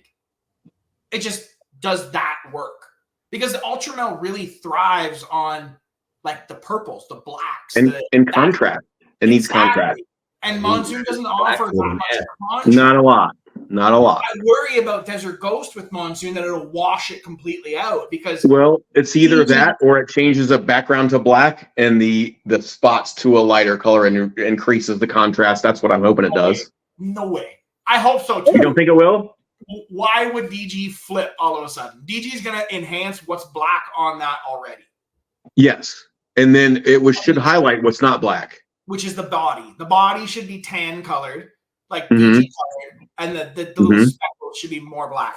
My worry about it is you get too much. It's so tight that DG There's not enough. It bleeds. You have to in open the paint. pattern more. You have to open the Right. pattern more. Same Have we problem not I see with seen? Have we not Monster seen a Pattern. DG pinstripe? Something like that. Because I mean, like a pinstripe leopard looks monsoonish. A pinstripe leopard pin Yeah. or a DG leopard pin, Hurricane- something like that. Hurricane Spot nose leopard, or I think it was hurricane. Yeah, looks like a monsoon, like Right. legit. So the monsoon. DG version of that is going to be pretty close. Yeah, So, yeah. Go ahead, Dave. I was just gonna say, so just spot nose leopard emperor pin looks like a monsoon in a sense, and What's you saw the stuff emperor that Tim Bailey made a couple years ago, where everything looked monsoon on the side.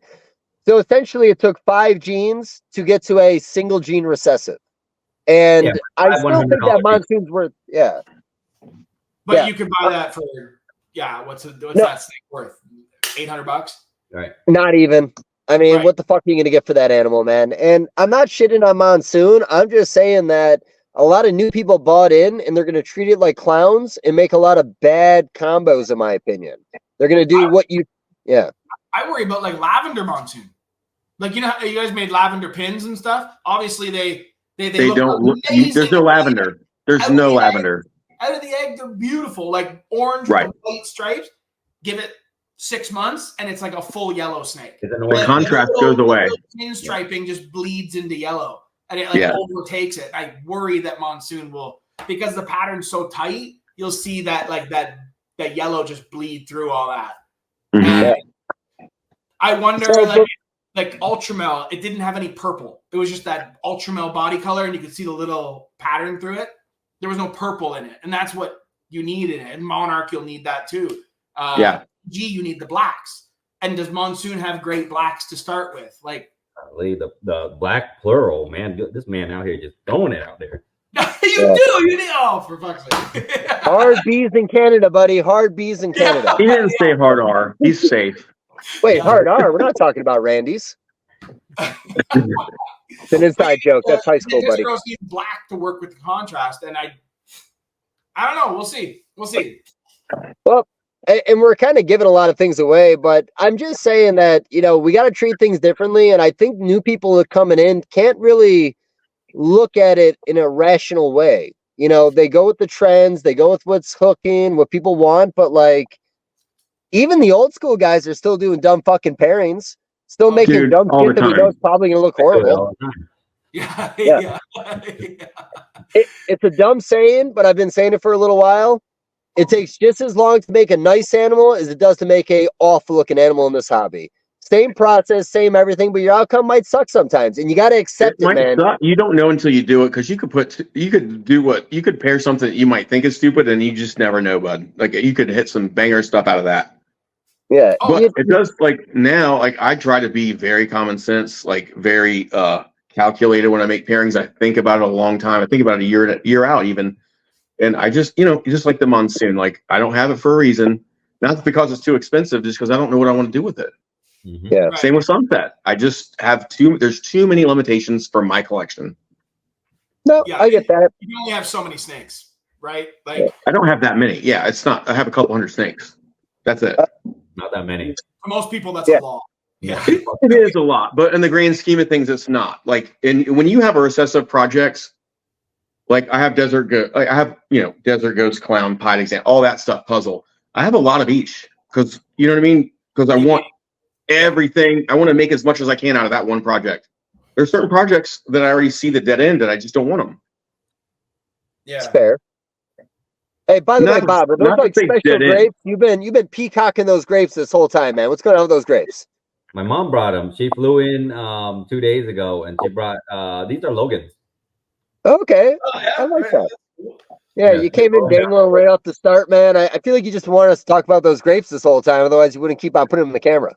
Oh no, I wanted you guys to let you guys know I'm eating, so that it's not weird every time I'm like jamming shit in my face. You know what I'm Doing excited this- about going to doing this over and over Bob's again? next month. I'm excited about going to Bob's next month and trying new Asian snacks. Hell yeah. Oh, those scare me. They should. They should.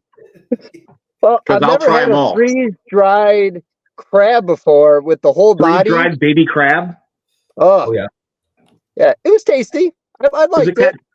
It was a cat treat. I'm gonna Well- I'll grab some different stuff for you guys this time. I'm gonna do I'm in. I want to try all of it. Whale balloons. Okay. Dude, I want to listen. I want to be able to eat that. I want to try it, but I don't know, man. That's tough. I think Adeline did it at my house, and out of all people, Dude, she's not white though. that's also true. She got a little color to her. She's a little ethnic. It's a little different. Monitors that stuff. Like, they would smash those. Oh, dude. Oh, bro, I don't know. I don't know if I can do it. Will, would you eat Baloo if we go to Bob's? Can me and you both eat it side by side? I would do it. Just I would to too. the point. Yeah. I just don't want to puke in front of everybody, buddy. I don't want to do that. Yeah. The concept I is think we what will. gets me. We actually I went think to you'll enjoy it. It's all mental. When I was working in corporate world, we took these clients out for dinner, and we all went to this Asian restaurant, and they brought out these little look like a hard boiled egg, like they put it on a little stand. Oh. And I'm just like, oh, whatever, crack into it, and I open it, no one's saying anything, everyone's eating it, and it has the chicken in it, and I looked at the guy beside me, I was like, yo, my egg's fucked. Look at it. I was like, no, it's like that. And I was like, no, dude, I'm out. No way am I eating that shit. I'm not doing it. Challenge, man. Mind over matter. I slid that one aside. I was like, I'm respectfully. I think it might not be that bad. That's what I'm hoping. I'll start you off with the quail because it's small. It's a bite size, and you just pop the whole thing. Oh, I'll do that. Easy. Yeah, the duck. Because otherwise, you have 3 bites of that shit, bro. Right. With the duck, you gotta cut the body in half into a spoon. You can't just shoot it all at once. With the quail, it's just like a bite size. You pop it like. I'm into that. I'll pop one of those. Yeah, for sure. So, you and Dave? Well, no, I'm not in. So Bob, can you do me a favor? Can you describe what it's like eating a 80% whole duck in an egg, boiled and bloody? What's that flavor like, buddy? Is it rich? First of all, it's not bloody. Iron. Oh, it's bloody. That egg's got blood vessels. Have you never cut a ball python early? Oh, you're eating it. It's not bloody because first of all, you already boiled it, so it's not bloody. It doesn't taste bloody. Gelatinous? No, it's actually it's a meat because the duck's already formed, and you're boiling it, and now it's a meaty thing. And then if you let it develop long enough, it's kind of bony and crunchy. Yeah. It's already got beak and everything. And if you let it even further develop, there might be some feathers. So you might want to back it down a little bit. The yolk is different than any other yolk because this duck yolk's already different than chicken yolk. I think you just got to try it, but it's just like ass. You just got to eat it once. And Dave does not eat ass. I know. Dave does not eat ass. Dave doesn't eat ass. Yeah. Yeah, I'm sorry, man. I'll be honest. I really thought this ass eating thing would just blow by. I thought it was a phase, guys. It's once a year we got to bring it up, Dave. It's fun. Yeah, it's a lifestyle, buddy. Man, I made that joke on Sean Bradley's post this past week about using the handicap stalls and thinking about them when I shit. I'm sorry, guys, but every time I take a poop, if I'm not thinking about Sean Bradley, I'm thinking about you guys eating ass, and I can't do it. I hate it. I haven't had a shit where I haven't thought about you guys eating ass in 7 years. Man, you should see a therapist about that. Yeah. No, I can't afford that, man. I'm not going to do that. True. You can just talk to me. I don't know, man. Here's the thing. I don't have a great asshole. It looks a lot like my ear. It looks like this. Your ass. You see that? It looks just like that. And then I'm not putting my tongue on that. Come the fuck out. Why does it have to look good? Yeah. Oh, I mean, here's the thing. I've eaten. It don't look good. Hey, how about this, guys? There's a girl at the bar in the middle of the night. She doesn't look good, but you still want to eat her? You know what I'm saying? No, I don't think we're taking girls home from the bar and doing that stuff. You know what I mean? That's not. Assholes have horrible reputations, buddy. Poo comes out of there, and not always consistent poo. I'm sorry, man. I have wiped 7 to 14 times. Thank God for wet wipes. I'm not convinced that's ever going to be clean enough for me to put my tongue on it. Well, I mean, I've never been with a girl as hairy as your ass is. So I just assume that yours is going to be a lot worse than any girl I'm going to be with. Yeah, but by the way, man, when you get in there and there's one hair, do you bite off, get in there and get it, man? What are you doing here? You popping them off? I guess push it aside. I don't know, man. Blow it away. Hey, give it a little tug. Hey, for the sake of the conversation, raise your hand if you ate ass. Canada? I'm staying out. You have 2 years, buddy. You guys will all be eating ass up there. You're just behind the times like we talked about. That's not a thing up here yet. Yeah. Okay, Will. Yeah, they're behind, bro. Yeah. Will, when you come visit me and you stay with me, we'll go out for some good food, dude. We're gonna eat someone's ass, yes. Some good eats. Yeah. On my way, yeah. This does no longer feel like a podcast. We're just in the Tinley lobby. Right. No, this is the wrap-up conversation, guys. We can talk snakes if you want, but I'll be honest, I'll talk about this a little bit longer. So how about this? Hey, Bob, can you let me know about, Chad, let me know about the first time you ate ass. MJ's gonna kill you. I mean, I don't know that I really remember. It was not that memorable. It's not like something like, oh, this date. I don't know. I mean, it's just kind of all together. Like it's all there. It's a couple inches away. Well, did you just You know what I mean? Like it doesn't take a lot. You don't have to think a whole lot about it. Just was it like encompass a the whole 69 area. thing where you were like, It's like wow, it doesn't that's like even getting a smell that blowjob bad. and not having your balls played with.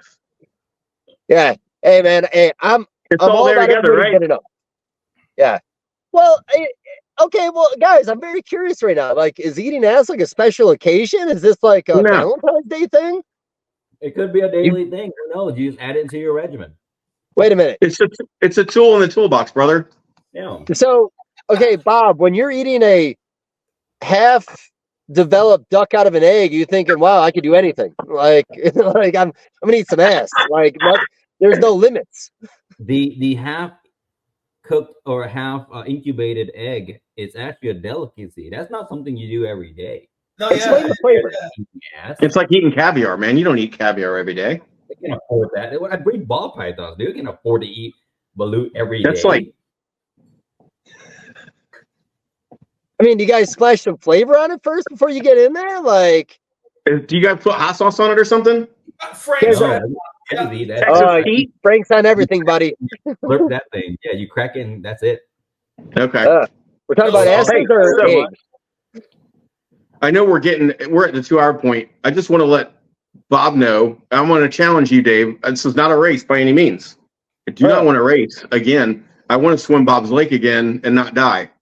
Oh, well, I'll And be honest. me and I you think side by side. Bob's got the kayak in the middle of us, and I'm going to pace myself and I'm going to do that lake.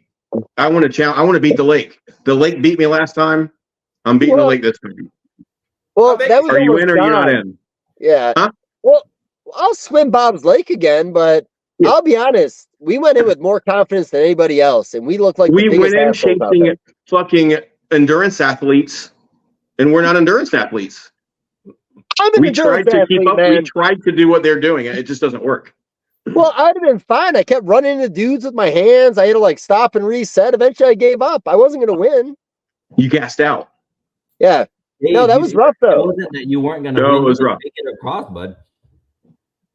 I eventually got across, but I had to like float and like kind of like wounded Yeah. animal, push my hand a little bit and floated. Chad could have drowned though. He's all fucking muscle, man. He was going down. How long I was- wasn't going. It crossed my mind for sure, and then I immediately flipped on my back and started to float, and I was good then. I was waiting on Bob to get to me with the boat, and I was back floating, and I was breathing, I was calming down, I was good, but I was panicking before I did that So now that because we're I like tried so to into feel the this bottom many conversation. times, and there was no bottom. Yeah. Oh, yeah, Well, of that course pond is- it's that not a pond's bottom. deep. It was a fucking lake. Yeah, that pond's Yeah, deep. but not all lakes are 20 feet deep all the way to the shore. Yeah. That is an expensive neighborhood, buddy. That wasn't going to be a cesspool puddle. They put the effort in, man. That is a They deep did. pond. They did. Yeah. No, I thought that was I thought that's exactly what's supposed to happen when you put a bunch of men around a body of water. Like I Somebody thought that drowned. played out perfect. William, you have no idea what's going on. You guys don't even swim up there. There's always like ice. You guys ever even seen a lake before up there? Quite a few. Yeah. Okay, respect. Okay. We're This is not a lake, by the way. This is a pond. It's a pond. It's a retention pond, basically. Oh, It's like a big, pool though. pond? How long of a swimmer? It's bigger than you think. Yeah. Okay. What do you guys put in that pond to make it look that wonderful color all the time? Oh, we dye. Dye. it. But, You put blue dye in it. blue dye in it. Okay. So, Yeah. you know what the funny thing is? We started 7 minutes late, so Chad's like, oh, we're done now. We could fuck off. We still need 7 solid minutes of content before this is over. You can stretch the ass eating thing out if you want. I'll get back to that ass, buddy. Let's get back to it. So does it taste like pennies? Like, would you compare it to pennies? We're gonna skip this portion. Will, did you have anything else to add for us? No, I don't have You any. can't talk about ass eating without Chad. Yeah, you're right. Because it's his excitement. Yeah. Yeah, Hey, Chad. William, you're a Yes. married man now. Yeah. Why haven't you ate that ass? Are we still talking about ass? Just a very unappetizing thing to eat. Exactly, buddy. Unappetizing. Yeah. Hey man, to each their own, dude. Like, I'm no judgment. I'm not saying you guys are less than for not doing that. The way you said that feels judgy. It feels Well, like judgy. I mean, I feel like I have an advantage. Because I guess I don't know, man. I don't even think anybody enjoys it. I think you guys are just being weird. I'll be honest. Like I don't. Hey, over this. Okay, let's flip the script. Have you guys had your ass ate before? Yeah. Oh, really? Okay, respect, Bob. Of course we have. We're men. Okay. Well, arguably. Oh man, I don't even want to talk about it anymore. Does it make you feel gay, Dave? No, I will say I do avoid gay things because I'm always flaunting the gay card. Like I've never watched Brokeback Mountain yet. You're straighter than you appear. Well, I feel like the only way to stay true to my brand at this point is not eat an ass or put a dick in an ass. I'll be honest with you. I feel like those are the two things I'm not allowed to do. Because you overcompensate all the time. No, it's because everybody assumes I'm eating ass and sticking dicks in it. Like, I'll be honest, that's really it. I don't want to live up to the stereotype in that one little thing. And I'm sorry to break it to you guys. Yeah, there's a lot of gay men right now that are shedding a tear. I mean, I'll be straight with you, Chad. A lot of guys in the industry are surprised we're not banging. Like, I'm just gonna put it out there. I know, dude. And who cares? Like, who cares? Who cares what they think? It's hilarious. I don't really care that they think that. I just love that they think that. Yeah, it's funny. It's funny that our simple dumb shit can people can't see through it. Yeah, all the posts I make on Facebook, Evan Stahl thinks I'm legitimately gay. Respect. Yeah, I get a little bit of that. But I wouldn't really worry about that opinion that much. No. So without telling the story, I talked to a guy in the industry, and I'm hoping he's listening to this. I'll be right back. His name starts with an L. You guys shut up. Okay. I heard the whole process of him getting his ass ate one time, the cleaning beforehand, the setting the mood. I mean, respect, guys, respect. But man, I touch my asshole once a day when I poo, and I've never been like, oh wow, maybe I should wipe a couple more times. That was kind of nice, Let's get in there a little bit, Yeah, I will say during hard times, I have bought the cheap toilet paper and jammed my finger up my asshole because I didn't gauge it right. That was my fault. But nah, dude, I've done anal sex like 3 times, and the one time the girl actually did that like bottle of water up her butt before we did it, and even then I was like, man, this is a bad idea. Like. I mean, enema. She gave herself an enema beforehand. She wanted it to be perfect. Okay. Yeah, I hated every minute of it, though. Hated every minute. You hated it. Okay, wait. Different strokes for different folks. I still did it, but like, I'll be honest, man. I feel like guys that stick wieners in assholes are really just guys that want to dominate people. You know what I mean? Like, I don't think they're really getting anything out of it. It's a smooth surface. I like edges and bumps, I want to feel things with my wiener. That smooth ass surface in there while thinking about poo the whole time. Like, I can't do it. Nobody's judging you. I mean, well, I don't know. You guys are judging me. There's probably females watching us. They're like, man, I thought we had a chance, but. Hey, maybe this is reverse psychology. Maybe I love going in the butt, but I make it seem like I don't. So they beg me to put it in their butt. Right. Yeah. You guys didn't pick up on that? No. Okay. We're gonna drop this one. We've talked about butt sex for too long already. All of our viewers in the last 6 minutes. We lost everybody. Yeah, we lost. Is anybody watching anymore? Yeah. Now everybody's watching because they put this much time in. They weren't gonna stop. But hey, guys, people will talk about ball pythons next. No, guys, sorry. We can get back to ball pythons. Do you think anybody's ever put a ball python in their butt? Guaranteed, bro. What do you do? Do you put the African softer up there first and then just put the ball python up second? Or, I mean, what do you think the etiquette is? Well, this went in a real weird direction. Okay, guys, I've been doing this for a long time. I think we peaked. I think it's over. I think we're done. Well, we're over 2 hours. I mean, we hit our topics. Yeah. Well, Bob had a final comment on eating ass right there. Did you want to get your final ass eating comment in, Bob? Because it sounded good. Oh well, no, I was saying like the level of like conversation is here, like ass eating, no big deal, and then you're like up here with the software. Right. He went too far. Yeah. No. The I guy didn't go that's too against far. ass, the guy that's against butt stuff went way too far with butt stuff. Yeah. Okay. Way too deep. You went way too No.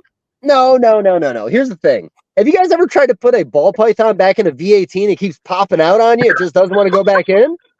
Well, I don't got a V18 back there, buddy. So I need something to coerce the ball python in my butt.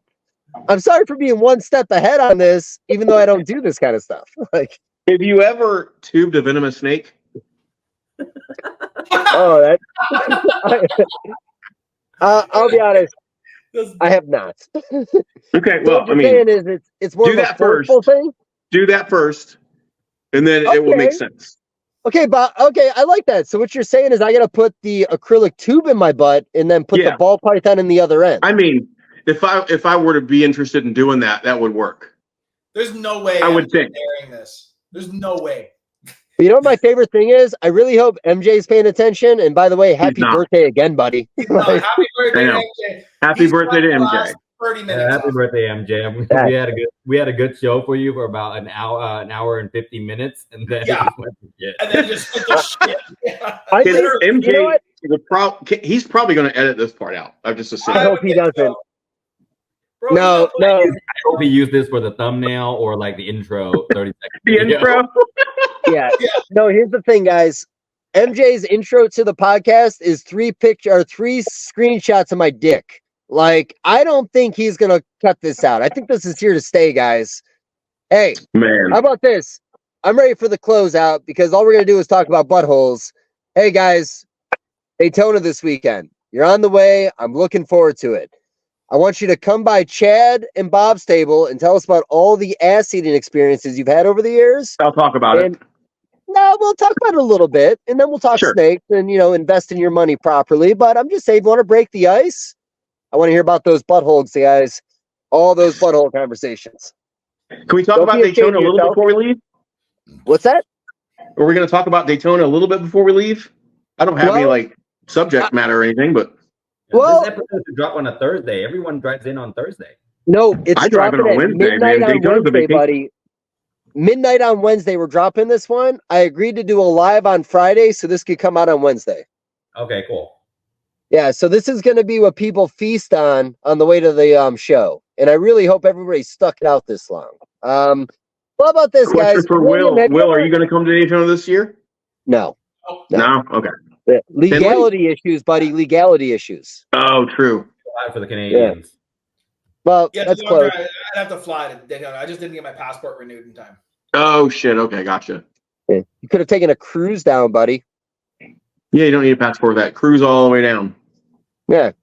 I don't think it. Well, the northern border is a lot more tight than the southern one, so we can't just. You start in Pigeon Lake, and then you go over to Buckhorn and go through those locks, and then eventually you're in the ocean. And then you just got to go down the East Coast. That's right there. I'm right here, man. Buckhorn Lake, Pigeon Lake. Yeah, I know those very well. Yeah, of course, because I'm well diverse in Toronto, buddy. This is I'm speaking your language. No, well, how about this, guys? William, have you ever been to Daytona? I'm not. Then you're not involved, man. You can leave right now if you want, or you can listen to their stories. Okay, later. How about this? Can I actually leave? Okay. No, you're not going to actually leave. That's rude. You don't know what's going to happen with this conversation. It could go back in the butt. He has to go start a new hardcore character, dude. Come on now. It's true. Ooh. So I'm looking forward to Daytona. I always am. And I always make the joke that every time I do one of these shows, I say it's never going to be better, and it's always better. Dude, yeah, every time. What are we looking forward to? Like, how about this? Let's hype up Daytona for everybody. I'm like you said, I'll do these as long as they exist. Let's get a little Daytona vibe here, guys. I don't even give a fuck what the vibe is. Give me a little Daytona vibe, and then we'll shut it off. Who's first? I mean, I guess I'll go first. Nobody's talking. Yeah. I remember it's been a couple, 2-3 years, but there was a bad vibe about Daytona that was going on, or a lot of fucking chat about Daytona not doing well or it's not what it used to be. Dude, that show now, the last 3 years, I think it dipped for a year or two, maybe. I don't know. Yeah. When Fish and Wildlife was fucking everybody over and like being super militant and like people were like, okay, yeah, this isn't working. And then they started to lax up and things are cool now. That show is baller now. I love it. It's different than Tinley, you know what I mean? But it's just as fun. Like there's super cool animals there. There's great breeders there. It's massive. You can't see everything in 2 days. And what I like about it too is like you can set up on a Thursday, dude. It's a 4-day show. You can set up and sell on Thursday. Okay. The vibe. I love it, dude. And sales, dude. If you're a vendor, my sales have continually, like every show is better for the last 5 years. I've sold better every single show. Yeah. Because I think there's so many other breeders there. So if you're on the upper echelon of breeders, you're on the, I mean, with what Chad's producing, especially the last few years, right? He's producing DG puzzles and all the stuff that he's producing. He's on the upper echelon of what newer breeders are wanting to buy. And I'll tell you right now, if you look at the Daytona layout, there's 1,000 tables sold. Mm-hmm. That means you're looking at no less than 300 to 400 breeders out there selling. So our goal at being like, let's say if you're the top 50 breeders there, you're selling to these guys that are hoping to make a few $1,000, they go and buy from you. It's a very Tinley type feel, but the show's in Florida. It's at the beach. It's a different vibe. Everyone just gets hammered the whole weekend. Even the auction's a little bit different than the NARBC auctions. The feel's different for sure. And if you just haven't been to a Daytona, it's just I've been going there since 2007. I think did you go to when it was Orlando or? Yeah, so I started there.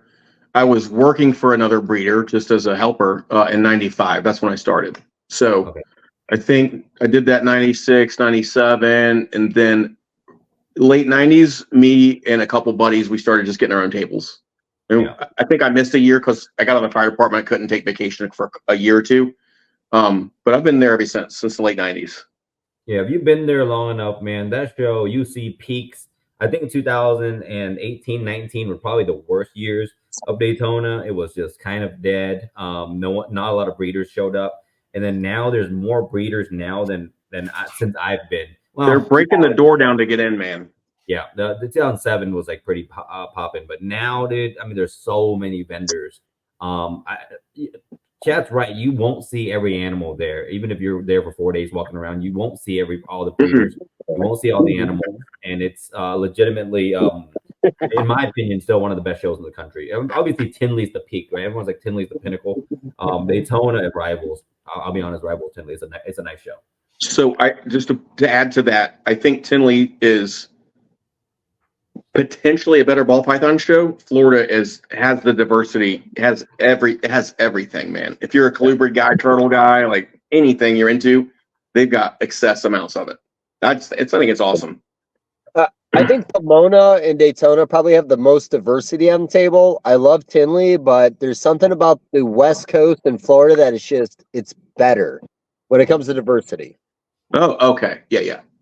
Yeah, not so much as a caliber of a show, just like I saw baby Western blue-tongued skinks at Florida back in the day. I remember seeing the circus ball python way back in the day when it was like $100,000. Like, there's just all these moments about Daytona that, I don't know. I think when you go into Daytona, there's always going to be something there you never thought you would see. Well, how about this? Let's do a little bit of marketing, then we can wrap it up. Chad, I want your top 3 animals you're bringing to the show. Bob, I want your top 3 you don't think you're going home with. Top 3. I mean, I'm bringing a Desert Ghost puzzle, female. Yep. That's a pastel. I'm bringing that. Oh man, clown combos. I have like a pastel DG Batman Tosset Hypo. I'm gonna bring. I'm bringing stuff that's being shed tested, so I know what it is by the time I get there. But just dude, stuff like that is. What else do I have, man? I know my racks are full of shit, dude, and I just can't even think about everything I have right now. It all runs together. That's fair. How about Bob? What are your headliners, man? What are we going to see on your table this weekend? I'm going to bring a whole clutch of DG Clown Heteroxanthics. So from my knowledge, it's like me and Justin are the only ones selling them. And since he's not vending, I'll be the only one there with them. I'll bring some DG Pied combos. I like OD and OD NG DG Pied. Then I'll have like DG Xanthics and DG. I don't know. I probably won't bring the DG Hypo Clutch because they only had 1 meal, and I hate selling 1 meal animals. So I'll probably just save those for Dallas or for our show in Atlanta. So Southeast Reptile Expo, if you're watching, if you're in the Southeast, come out to the show. Yeah, I want to bring DG Clowns, DG Xanthics, and DG Pieds. Nice. Okay. Perfect. But hey, man, here's the thing. I think it's time. Let's wrap this up in a good way. And honestly, here's the thing. I love talking ball pythons with you guys. What do you say we do another one of these come October for the drive to Tinley? I'm sure there's gonna be new relevant conversations of ball pythons by then. But honestly, you guys are my guys. I want to do this again sometime. We'll do it live next time, so that people can comment and shit. Yeah. Hey, Bob, do you want to plug your show while you're on here? I'm sure you've done it once, but why not? Plug the show. September 14th, 15th, we have a show in Atlanta. It's my first time hosting a show. It's the Southeast Reptile Expo. I almost feel like this was kind of been building up to where I host a show. Been talking about it long enough. It's going to be in Atlanta at the Georgia International Convention Center. Really nice venue. It's a 75,000 square foot venue, but we limit it down on 22 ball python breeders. We kind of just forced a limit on it so that people can come in and see a variety. And a lot of breeders, I'll be honest, didn't like that. They're like, well, you should just give everyone a fair chance. But we also want to give attendees a fair chance to see other species, not just ball pythons. Mm-hmm. So if you're in the Southeast within 1,000 miles of our show, you should definitely try to drive out. Totally worth it. And it's the only other show where you're going to see Canova. I'm just going to throw that out there. That's wild. Yeah, he's vending Tinley and Southeast Reptile Expo, and that's it. So I'm just going to throw that out there. You have Canova. You have Richard Dalbano, which is the Canova of boas. Yeah. You have AFG, which is the Canova of hognoses. Yeah, absolutely. Yeah, so some big names out there that's going to be coming out. So you guys, dude, that's exciting, man. Real exciting out there. So when is it? September 14th, 15th. Get your passport ready, man. I might have it ready by then. Do it. Show. No, that'd be tight. We'd love to have you down there, but awesome. Honestly, Bob, I think it's gonna be a great weekend. Yeah, I love it's in your backyard. Honestly, I'm enjoying it. I'm just happy to be down there. I don't have to hype it up, man. You did all the hype yourself. Yeah, we're trying to hype it up. I just ordered another 100 yard signs. I realize how cheap they are now, so I'll be honest, if I host a second show, I think I'm gonna do 1,000 yard signs, and they'll just be all over the fucking city for their price. They're like $6 a piece. So I might just order 1,000 yard signs. They're just gonna go everywhere. It seems like such a silly thing, and going back like 10 years, I remember RepsCon did that, and we made fun of them for it. It really helped, and the reality is, there's a lot of other shows in the industry that are doing just those simple yard signs, and it's getting the attendance out. So simple, but it works. A yard sign doesn't cost much money. If each yard sign brings one attendee, it's totally worth it. And the goal for this show and the goal for the industry and overall, in my opinion, is we cannot depend on the current money that's in the market. It's us exchanging money in a circle, and we actually need new blood. We need the new people to come in and spend their $2,000-$3,000 even on pets, or the new investor that might come out to the show and spend $25,000 in his first year. Because the same amount of money circulating between all the breeders is not going to help us pay our bills. So we do need new people, and I think we need to advertise to new people, not just go, oh, this is a breeders expo. No, this is a show for everybody. We want everybody to come in. If you can come there and ask how to keep ball pythons, like that type of welcoming show, so we can bring in 10,000 new eyes, not just the same breeders we see every show. So I'm hoping that's the goal. I mean, that's the goal for the show. And just try to get some fresh money coming in. Yeah, respect, man. I think the Southeast is ripe for another big show. I feel like we've had this conversation for about a decade now. Jay moved into Myrtle Beach back in the day, thinking it'd be the next Daytona. Someday we're going to lose Daytona, and there's going to be that new Southeast show. Let's see what you do with it, man. I think you're the right guy for the job. I'm excited for it. It's really great. It's in your backyard. And again, things are going to change in the industry over the next 10 years. And just to add to that, Dave, I'm super excited that there's people like Bob and Troy, like legit rooted reptile breeders that are starting to take the place of these promoters that don't really have a lot of skin in the game. Yeah. You know what I mean? Yeah. They completely understand our interests. Yeah, I talked to More so Wayne than other about the show because Wayne called me and asked me if I wanted to promote my show at his show, which was very amazing. Awesome. But the reason he didn't do Daytona in Orlando originally, because they were going to, was because of corn snakes. Corn snakes were going for so much money at the time that they couldn't not have corn snake guys. So they didn't go to Atlanta, knowing Atlanta had a bigger population than any surrounding, cities. But they only did not go to Atlanta because of corn snakes. But now we know with corn snakes selling for like $18 a piece, and we know the best pet snake is really ball pythons or hognoses, in my opinion. Then it's everything's kind of teetered towards not, I don't want to say we don't care about corn snakes or corn snake breeders, but it became less of an issue of having a show in Atlanta. Originally, no one wanted to do a big show in Atlanta because of the corn snake rules. But now we're like, we can still have a decent sized show without corn snakes. But we can do a show in Dallas where they're like everything's illegal. Right. You know what I mean? Different idea. And again, the entire industry was really swayed by like colubrid money back then between the Honduran and the corn snake project, and the ball pythons came afterwards. So I could see you making rules around a show based on that. I think Daytona's great. I think there's an atmosphere there that's like no other. Definitely. But no, yeah, like I said, the Southeast is gonna need something new, and I'm not sure what that show is gonna be, but I think you starting that show now has a lot of promise, and that's honest. I think it has a lot of promise. Thank you. Yeah, but okay, now we're exceeding it. We're at almost 2.5 hours on record time, which means he's gonna cut all the ass eating out to focus on this. I'm not having it. I want it all in there. So okay, guys. I've already got a text asking if it's been a train wreck. Yeah. Oh, generally, guys, I appreciate. You'll see. If you could spend an hour and 40 minutes hearing top level ball python information given to you, we're gonna talk a little bit about ass eating at the end. That's a balance, buddy. Fair enough. This is me getting my money's worth now, guys. So, but again, honestly, I appreciate everybody. I really want to do this again because I love talking snakes with you guys, especially ball python projects. Daytona, man, William, I got to see you next year. Hopefully we see you at Bob's get together on the 14th and 15th. But yeah, maybe. We don't know. But either way, guys, honestly, I appreciate your time tonight. I love the conversation. I want to do it again. And everybody, it's mainly because I'm Jewish. I know it's not cool to be Jewish anymore, but you want to buy me a drink at Daytona? Don't be afraid. I'm not going to touch your butthole. So, yeah. All right, well, honestly, guys, you guys be safe. I appreciate you, and I'm looking forward to seeing everybody in a couple days. Well, see you Thursday. Absolutely, man. It's been fun. Later. Peace All right, out, love you guys. Good night. Love you guys.